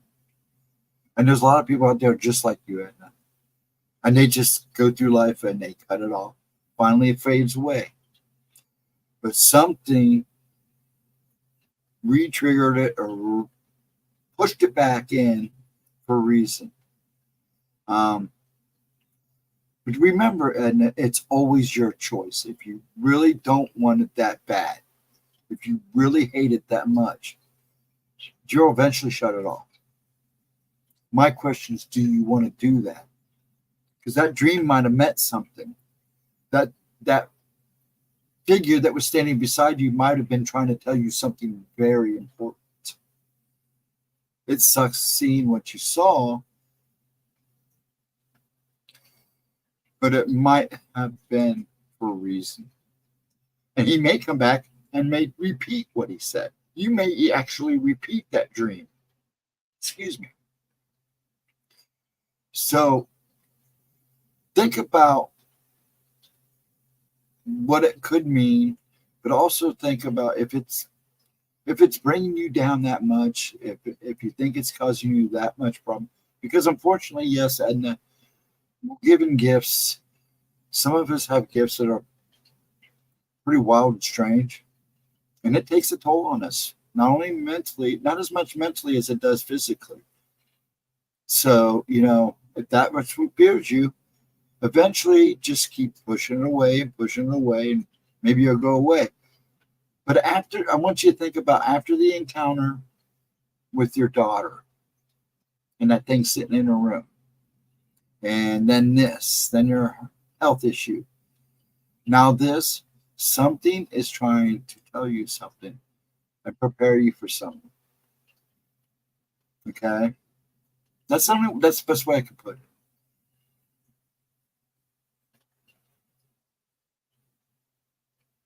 Especially when honey, I've seen when I see the vision, when I have these visions of, it's like the Mississippi just splits open and it becomes this huge, massive, like the Nile, bigger than the Nile, huge, and splits this country in half.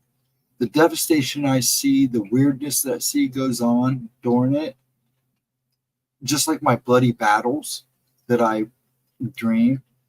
And some of them are so real, I can feel the blades hit me. You're just going to have to, I'm not going to say you're just going to have to. You have to make a decision. Is this important? Is this something done for a reason? Do I need to be paying attention? Or can I shut this down? Do I want to shut this down? You've been saying that for a long time, guys, that I have a bigger purpose.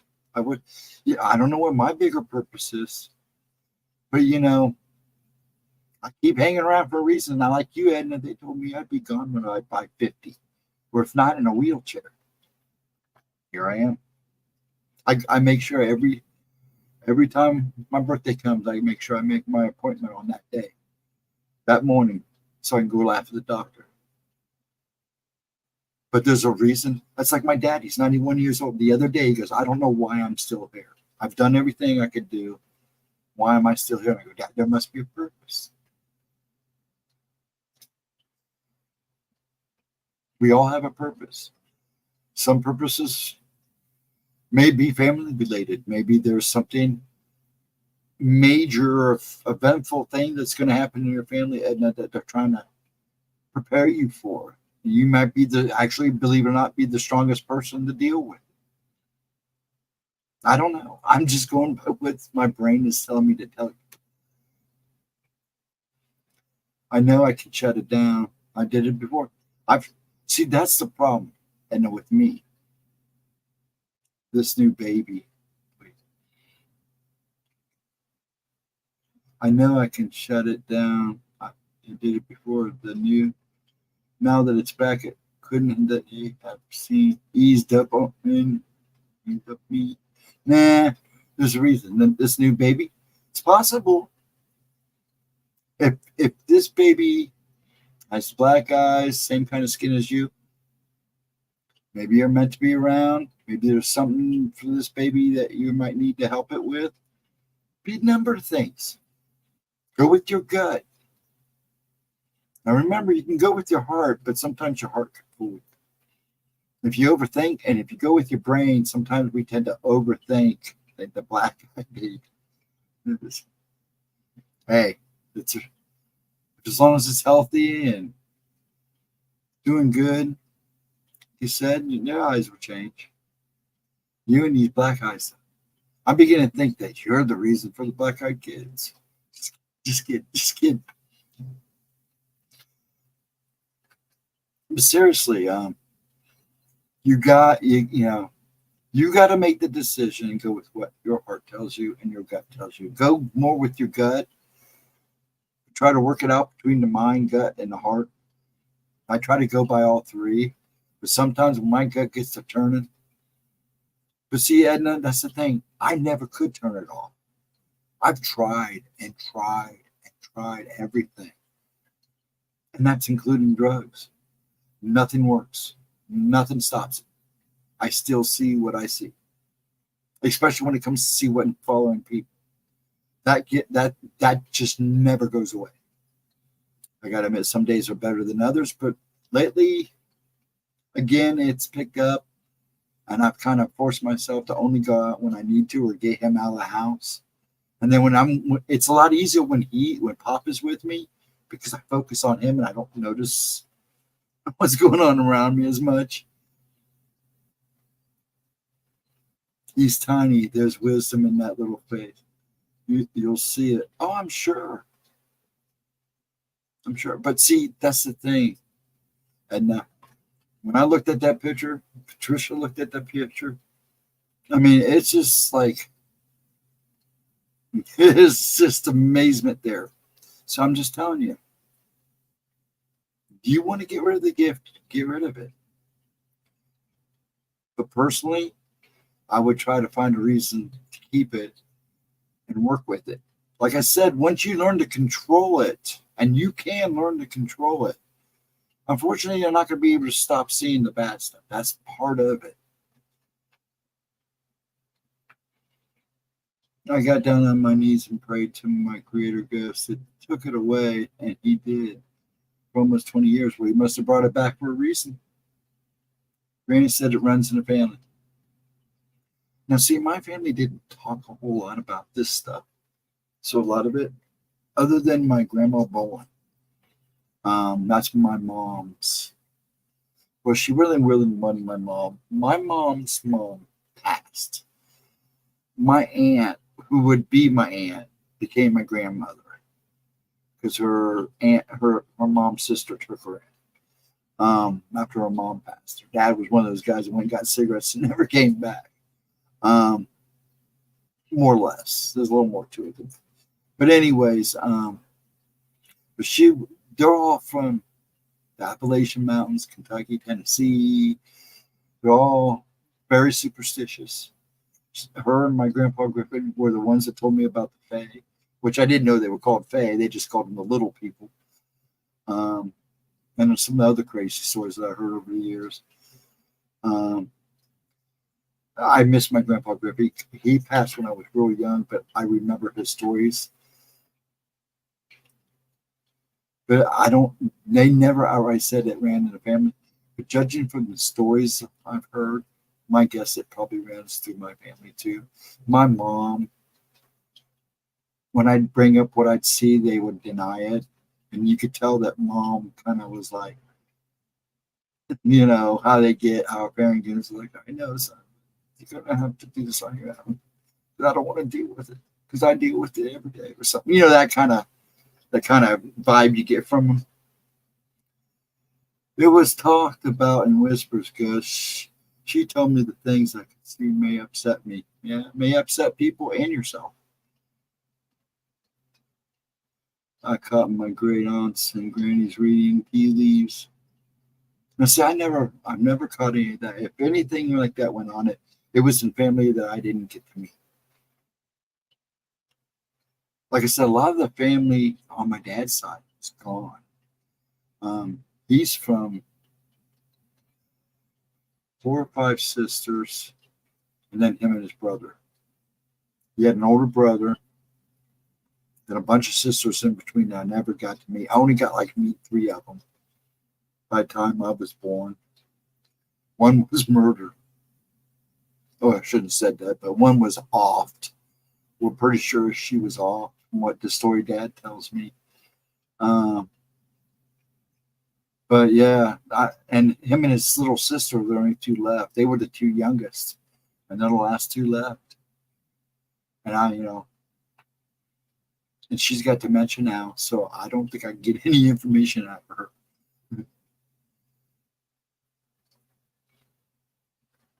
But yeah, I don't. And as for my mom's side, I heard rumors, but nothing I could really put down as truth, other than just stories they told me. What made me think some of it did come from that side. So yeah, that stuff is passed through family.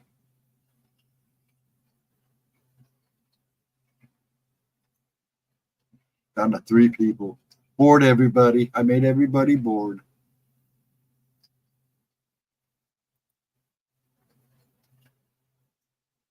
See what time it was. Is it really 2 o'clock? Edna, you kept me up again. Anybody else? I noticed only 2 or 3 of us left now, or 3 of you, because I'm not in YouTube. And do any of the other 2 have anything to say? Please speak up. It's getting late. A lot of people are getting ready to go on to their next days and moments of life. Mountain people knew how to heal plants, herbs. Yes, there's a lot of remedies that run through. I wish I had some of the books that my great grandmother had. They all disappeared. A lot of stuff got ransacked. Families can be crazy sometimes.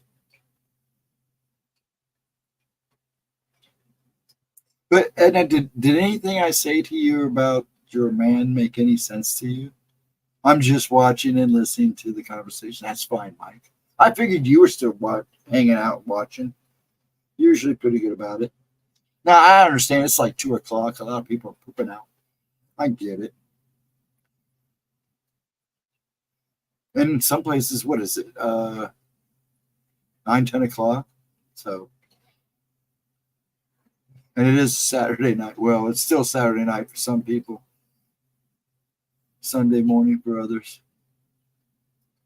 But I appreciate you listening, Mike. So I hope you had a good day, sir. It was just normal knowledge, nothing magic. Oh, yeah. Oh, I know what you mean, Edna. Oh, I'm in the shadows. Sound like me, Mike. I'm always hanging out in the dark corners. Freaks people out. And that's why they leave me alone. That's how I get them to leave me alone. Who's that? That's Steve. Leave him alone. He's in his dark corner. He's a dragon. He bites. Or I just send Edna to go look in their eyes. Yes, I think you're right about waiting to collect the soul. I think a little both. I think it could be one or the other.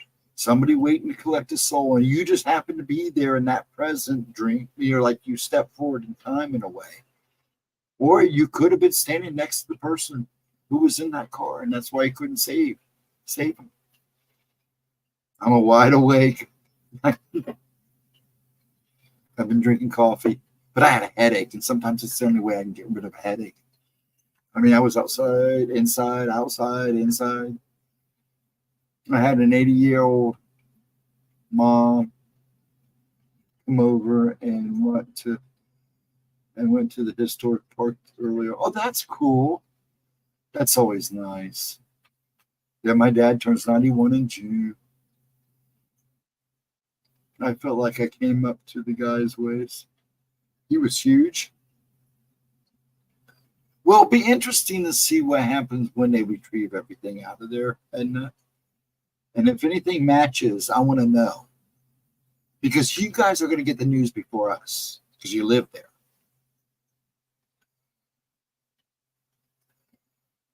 Oh, yeah, I bet she enjoyed her, too. Yeah, I want to take my dad to the zoo. I haven't been to the zoo since Jack passed. So General John Stark from the back in the Revolutionary War. There you go. John Stark. Oh, okay. I had to take a minute there. We had a boat and now I know some of the boat captains down there. Oh, cool.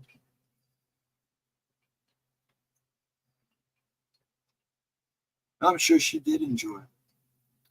I told my pop about you having crab cakes.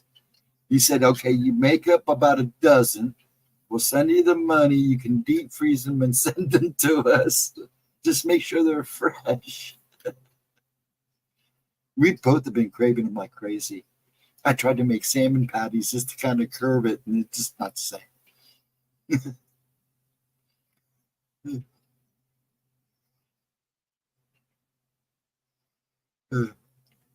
Oh, yeah, I told him, I said, Dad, if you ever want to get good seafood, we'll just go up and visit Aunt Edna.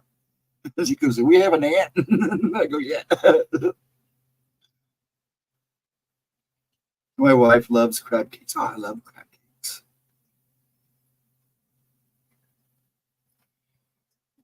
I'm just not, I like lobster, but I'm not a big lobster guy. I like fish, but I'm real picky. When I was in training, I ate a lot of Asian food, a lot of Japanese food, a lot of it's seafood. But I'm a little more picky now. I can't do sushi anymore. I used to love sushi. I got a hold of a bad batch, and I haven't been able to touch it since.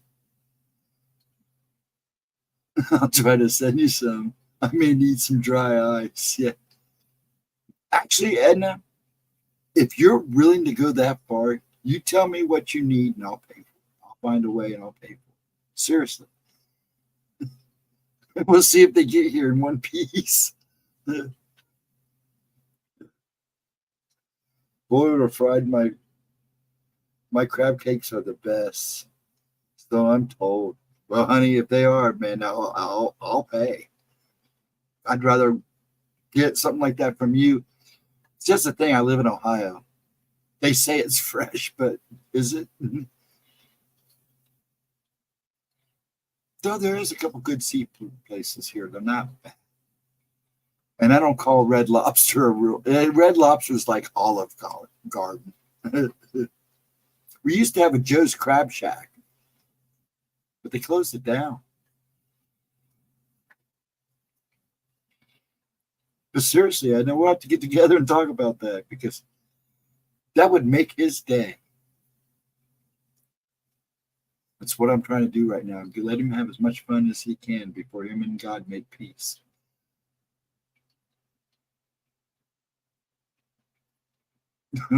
Today he lost his cane and we still haven't found it. We're like, you haven't been anywhere. Where's your cane? Smirk, Joe's Crab Shack. You know, when it first opened, it wasn't too bad. It went downhill fast. And then it just, we went by one day and it was closed. I was like, what?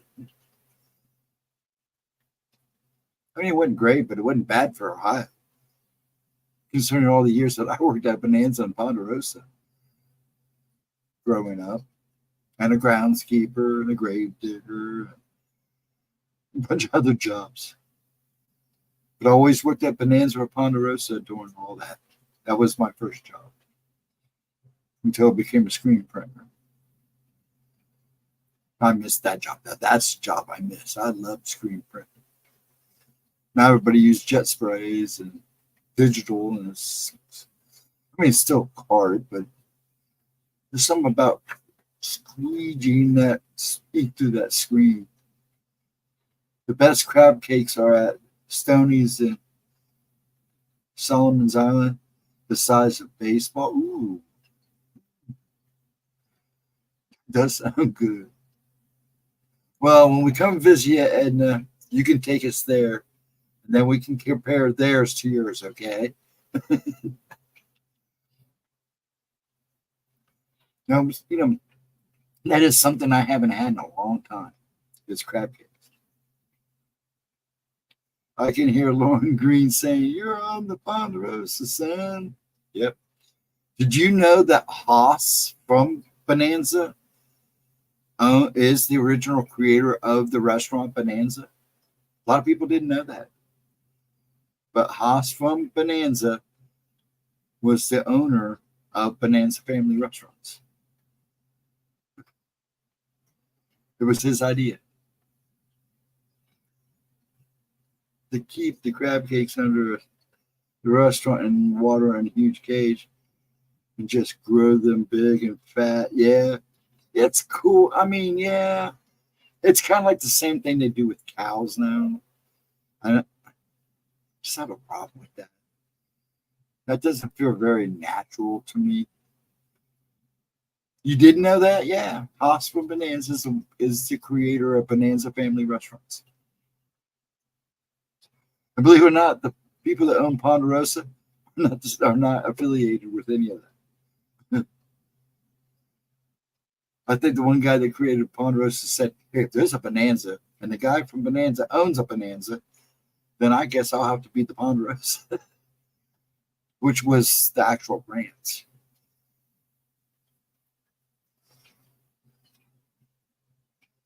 That's always funny. I always say, I work at the Ponderosa and I worked at the Bonanza and hung out at the Ponderosa. Now, literally, I worked at both places. Well, actually, Ponderosa bought a bunch of the Bonanzas and made them switch to Ponderosa.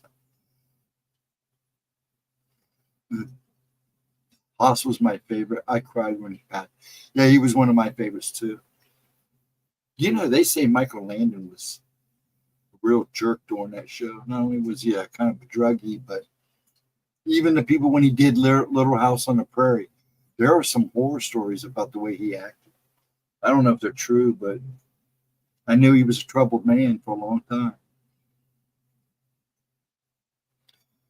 They had a St. Patrick's Day Bonanza show where Haas saw leprechauns in the woods and everyone made fun of him. I remember that episode. That was amazing. The show wasn't the same without him. That's the thing about a lot of those shows. Do you guys remember Night Court with the little old lady that did the bailiff? When she passed, now I don't knock Richard Mall because he was hilarious, but that little old lady, she was ooh. Now the lady came in after her was funny too, but that little old lady, she was a character. Night Court, yeah, I loved Night Court. And he passed too. Harry, the guy who played the judge, he passed. I didn't know it until about a month ago. We were talking to him, and the guy goes, "Yeah, he passed." Like, what? Yeah, he's gone.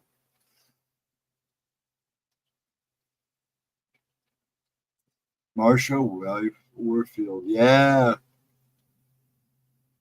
Hey, AK, how you doing, bud? You actually came in just before, and I'm not leaving right away right now. We're just kind of hanging tonight. So you came in at the right time. What you making tonight? We were talking about crab cakes. What are you going to do to make me hungry? Did he? Yeah. He passed a while ago, I guess. Yeah, I was kind of shocked too, because he's just a young guy. He's probably a little younger than me.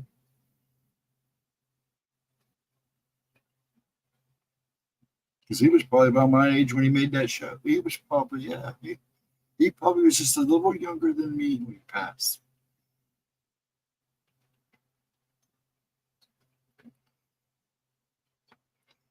I have chuck steak and baked potato. There you go.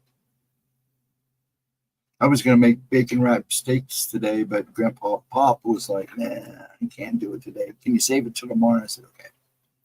So we had pizza. My son made a pizza and I ate what was left.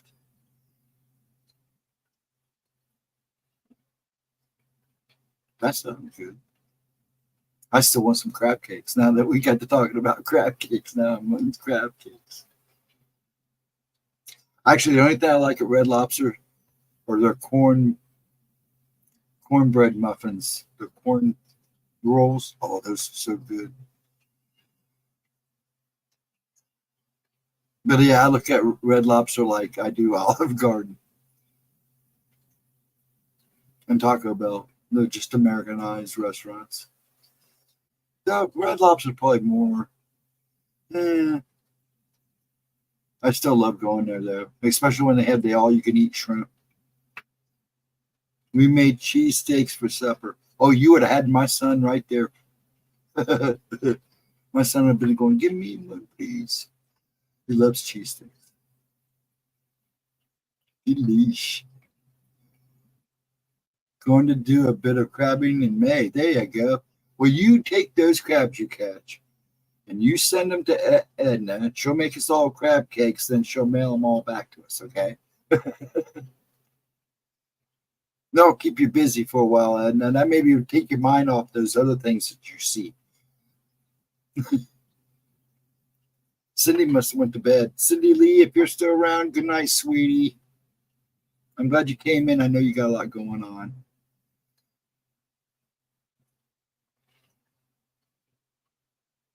Sounds good. We're gonna have AK catch the crabs, and then we'll take a list of all the people that want crab cakes. We'll send them to Edna, and she'll make us all a bunch of crab cakes, and then we'll get them all. So, crabbing is so much fun. That's one thing I've never done, but I've never been anywhere where they'd be going to go crabbing.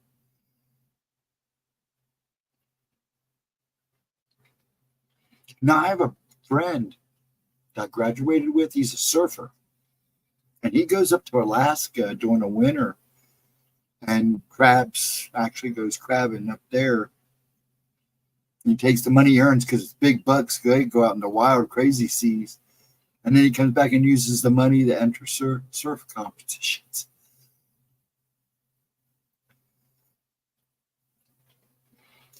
I've probably eaten over 200 crabs, but never had a crab cake. Aw, you're gonna make Edna mad. And I'll do the hokey pokey. I love you, Mike. That's funny. Took my husband for the first time, and he got so excited he almost fell off. It fell into the water. That's funny. That's hilarious.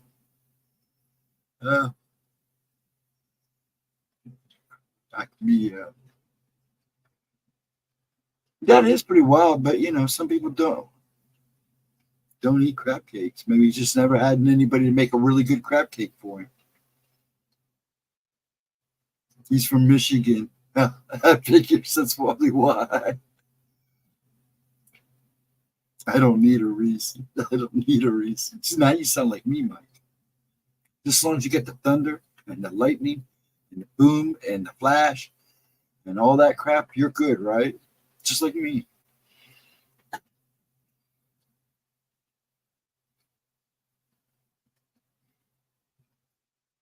I love these nights.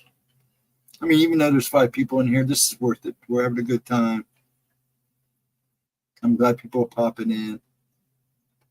I can't believe the views I get afterwards. Now, I know a lot of the views on Gemma replays is they come in and watch They replay it and watch Gemma's video. But I was shocked at how many rewatches I get on this. I was kind of shocked. And Pixie does pretty good.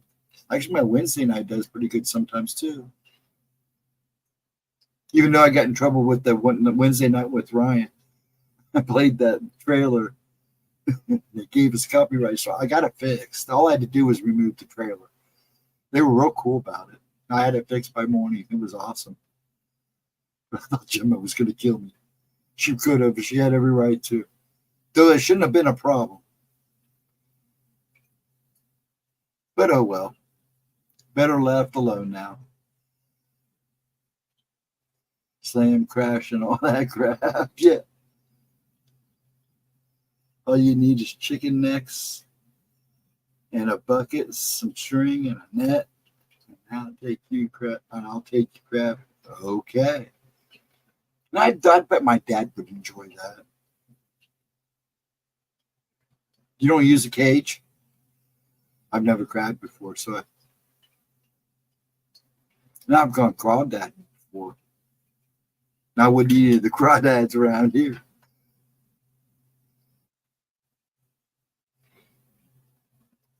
Actually, crawdads not that bad. Not here, but if you get them, somebody gets you fresh, clean crawdads. I do make a pretty good jambalaya for an Ohioan. Actually, my son makes really good jambalaya. He's the one that taught me how to make it.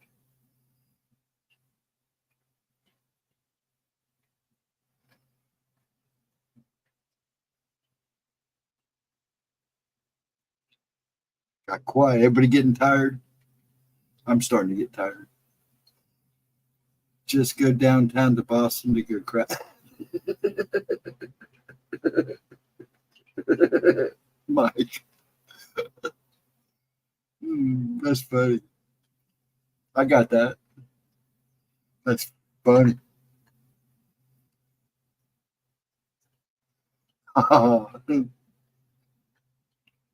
They got chilly here tonight. You guys getting chilly? I know you getting chilly up there. We got down to 30 last night. I think 34 last night. I think it might get down to 32. We might even get a little frosting around tonight. But it's nice. Today was beautiful, cool, low, mid-50s all day, which was weird for being April, but not uncommon for Ohio.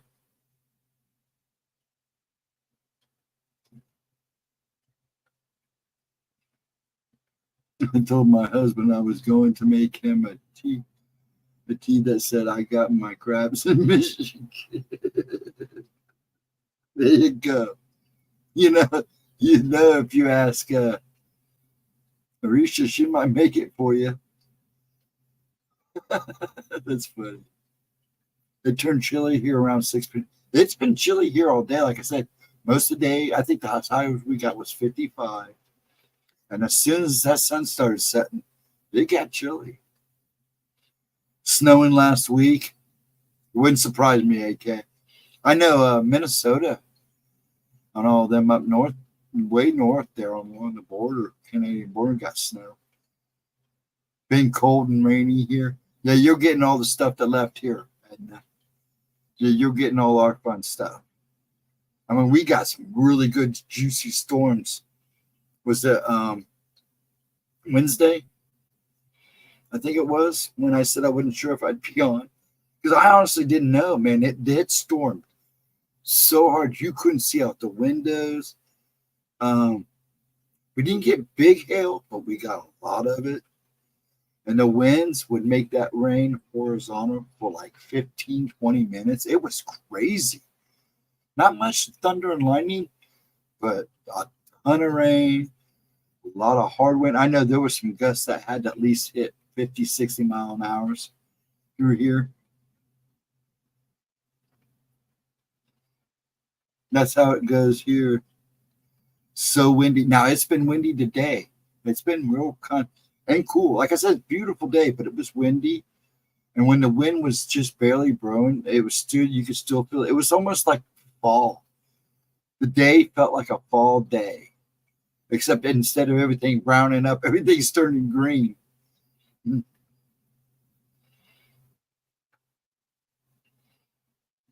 But yeah, it's been windy here all day today too. Yeah, it was cold wind. Yeah, I figured. That's you're getting a lot of the stuff that's one thing I crack up because everybody goes, it's raining. And I'm going, yeah, because we just got it. So it comes after me. You guys get it after us most of the time, unless it goes up the coast. A lot of times we get lucky and just comes up from the coast. But pretty much everything you get, Edna, is probably out of us. It rides that northern current. I bet you hate those northeasterns. Man, those things are rough. They dump a lot of snow on you guys, don't it? During the winter.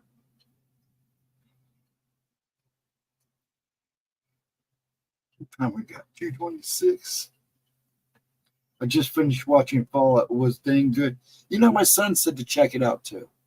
Now, when it comes to anime movies being real-lifed and game movie, and any time of games that they try to make a show out of, I have been real skeptical. I was really kind of bummed out by the one. No, I can't even think of the name.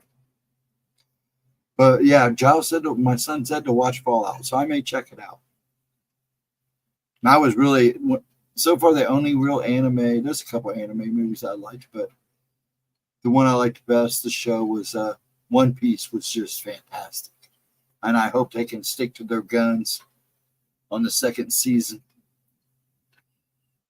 So yeah, now that you're the fifth person that's told me to check out Fallout, you basically telling me to check out Fallout by saying it was good. I'll check it out.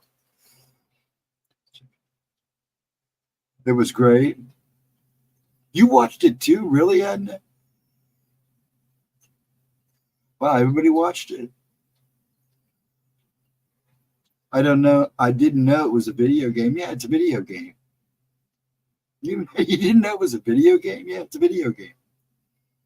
I probably wouldn't have watched it if I knew that. Yeah, it's a video game. My son turned me onto it. Cool. Yeah, actually, the first ones, AK, are really good games. The last one, but they've been around a while. Yeah, Giles said he really enjoyed it too, so I guess I'm going to have to watch it.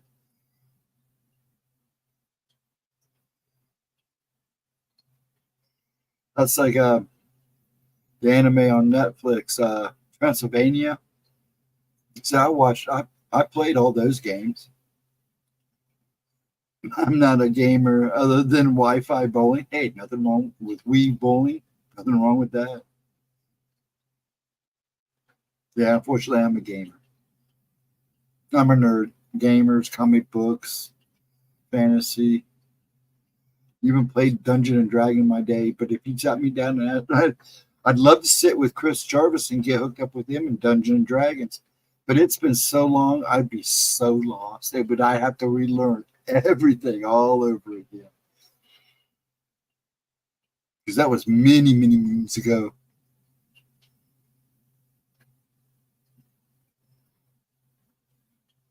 And I had too much fun in between.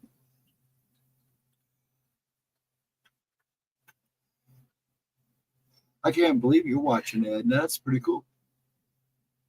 The opening scene took me right back to 1963. I remember that time. Parents sent us to the hills. Now, I haven't seen it yet, so don't spoil it.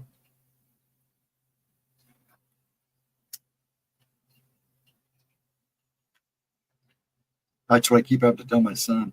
I haven't gone to the theater yet to see Godzilla Kong, the new movie. But me and him he was just down here before I streamed and we were talking about it. I just haven't had time. So we're going to go see it at the end of the month. It should still be in a theater because nothing new is coming out. Yeah, I will watch it because I played the games. Well, I played the first games. Didn't play the last one.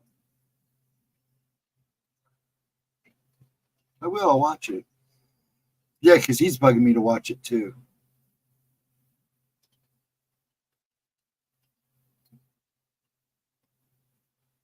I'm glad he talked me into watching One Piece. That was just, I was amazed. I love the anime, but there's so many episodes that it takes you a while to get caught up. You didn't know it was a game either? Did you just find out, or did your son tell you? It's a game. Yeah. I believe they did a pretty good job. From what I understood, all the characters are in the show, so.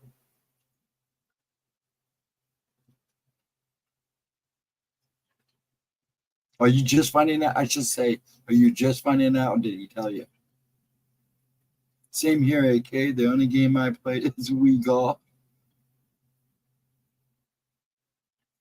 I've got an Xbox 360 out there. He's got an Xbox Series 1 and the new one, whatever they are. I'm not an Xbox guy. I have our PlayStation 1, our PlayStation 2, our PlayStation 3, our PlayStation 4. He bought a PlayStation 5, and then after he bought a PlayStation 5, I won one. So,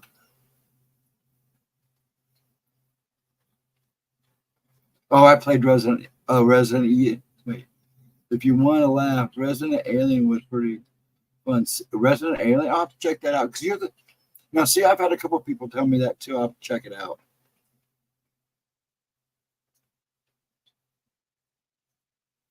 I'll have to see if Giles watched it. He's my critic. I go to him and he'll say, because he knows what I like and what I don't like. I'm a big, as long I'm not. When it comes to TV, I'm a little different. In series, I'm a little different. But when it comes to movies and stuff, I'm not as picky. I like a good popcorn movie. I'm not afraid to just sit down and let my brain go. Unless it's something I really want to see, then I get kind of picky about it.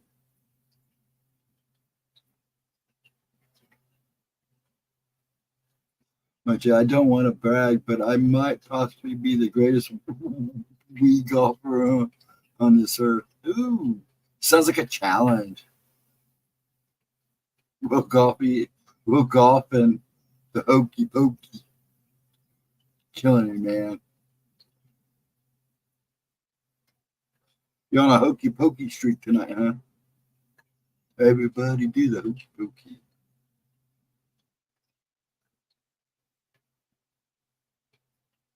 No, I watched Reacher until the guy that plays Reacher opened his mouth, and he kind of blew it for me, son.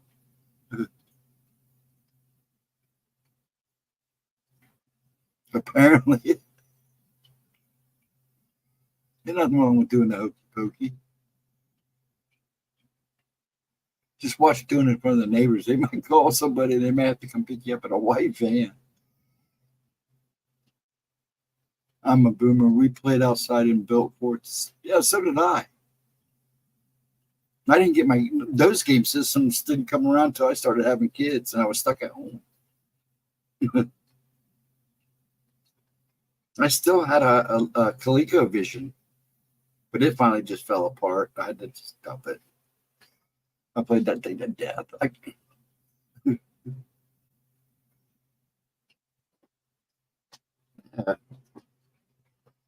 I'm being attacked. There we go. I'll make sure the blinds are closed. Yeah, there's nothing wrong with that. And then we spent, it was funny because my son even realized this. We would come home from growing up here. We'd come home from school. They'd immediately kick us out of the house. Mom would say, "Get out of here. Go play. Just remember, you hear Dad whistle, you better come home." We had, cemetery, we played stickball, the whole works. When we came in, ate dinner at 6. After dinner, we did homework, and then we were allowed to watch TV until like 9 or 10, depending on what was on. And that was bed. I'm just hoping they come out with the ESPN 9 so I can week off for the masses. AKA the week off is the best. I don't know. I was pretty good at Hot Shots Golf when it was out for the PS2. I used to have a copy of it. I'll never know what happened to that. I think I gave it to a buddy of mine. I ran home. Well, see, that's what we did. Now, I didn't have a problem with that, Edna, because that was one thing Mom did let me do. I come home, watch Dark Shadows. Then after Dark Shadows was Speed Racer and Voltron. Then we went out, and then I would go out and play.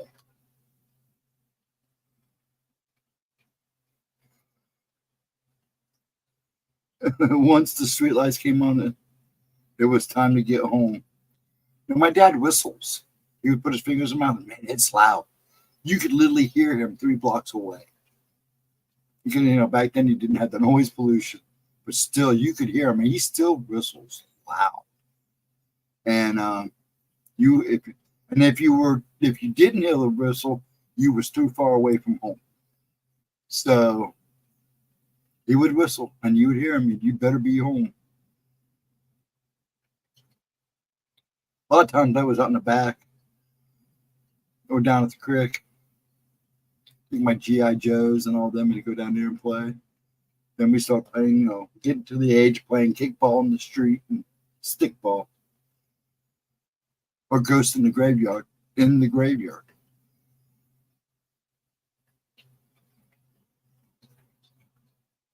Now the weekends were a little different.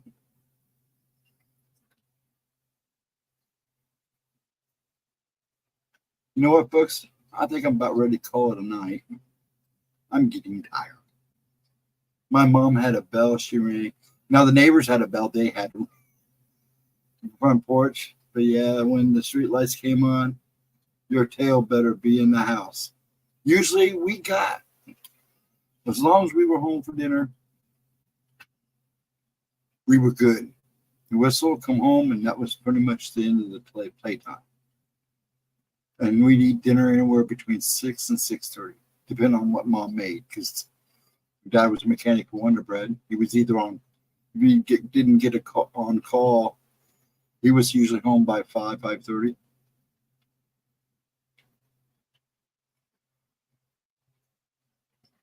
That's funny. That's the second.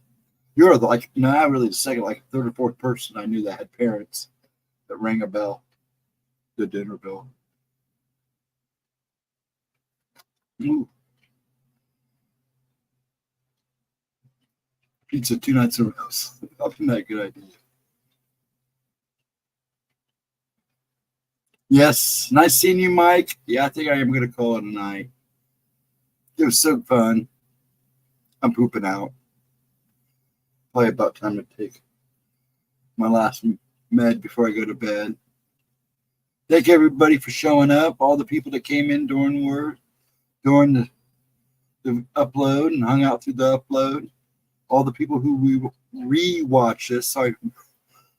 And have a wonderful Sunday and week and whenever you watch this. And poopily poop poop, would Gemma say. I want everybody to have a wonderful day tomorrow. And it was great having you with me tonight. I loved Wonder Bread. He would bring me tiny loaves of bread. We had those little tiny loaves too, Edna. You're just trying to keep me up, aren't you? My dad would bring them home in racks, and I'd take them to school and give them to the kids. Yeah, my dad was a mechanic for ITT Bakery. He would come home with racks of Ho-Hos and Twinkies. I was weaned on Ho-Hos and Twinkies. I don't know if it was help, but those are my opinions. I hope it helps put something together for you. Just don't be afraid to yell, Edna. If anything, we can talk it over and maybe come to a conclusion if you ever need that. Okay? I mean, at least get you in the right direction or get you where you can figure things out. But yeah, everybody have a wonderful night, rest of the night, or morning, I should say. Have a wonderful Sunday. Hopefully, I'll see you Monday at 11 for the Mothman. And I believe her noon is going to be about the butterfly people. I think, if I got that right. And remember her new book, Gone. We'll be pushing that a lot. That should be out this week. And when I'm in the premieres Monday at 11 and noon, I'll make sure I have links for the book if they're out yet. And then I'm sure we'll push it a little bit on Tuesday with Ryan, because Ryan will be here Tuesday, I believe. It's something I didn't think about, but it definitely struck a chord. Good, Edna. That's all I can do. I mean, like I said, just my opinions. I had a lot of things running around when he told me about that. Those are pretty much the 3. Actually, the 2.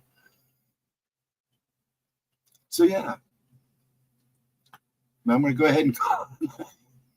Please have a wonderful day. And I'll see you guys on the flip flops.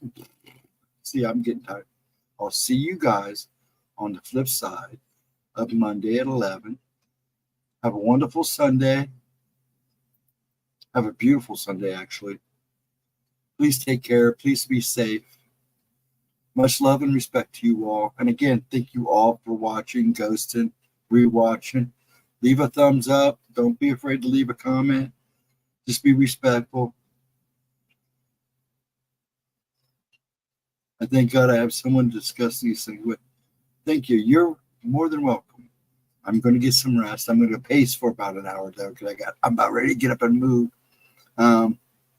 Good night, everybody.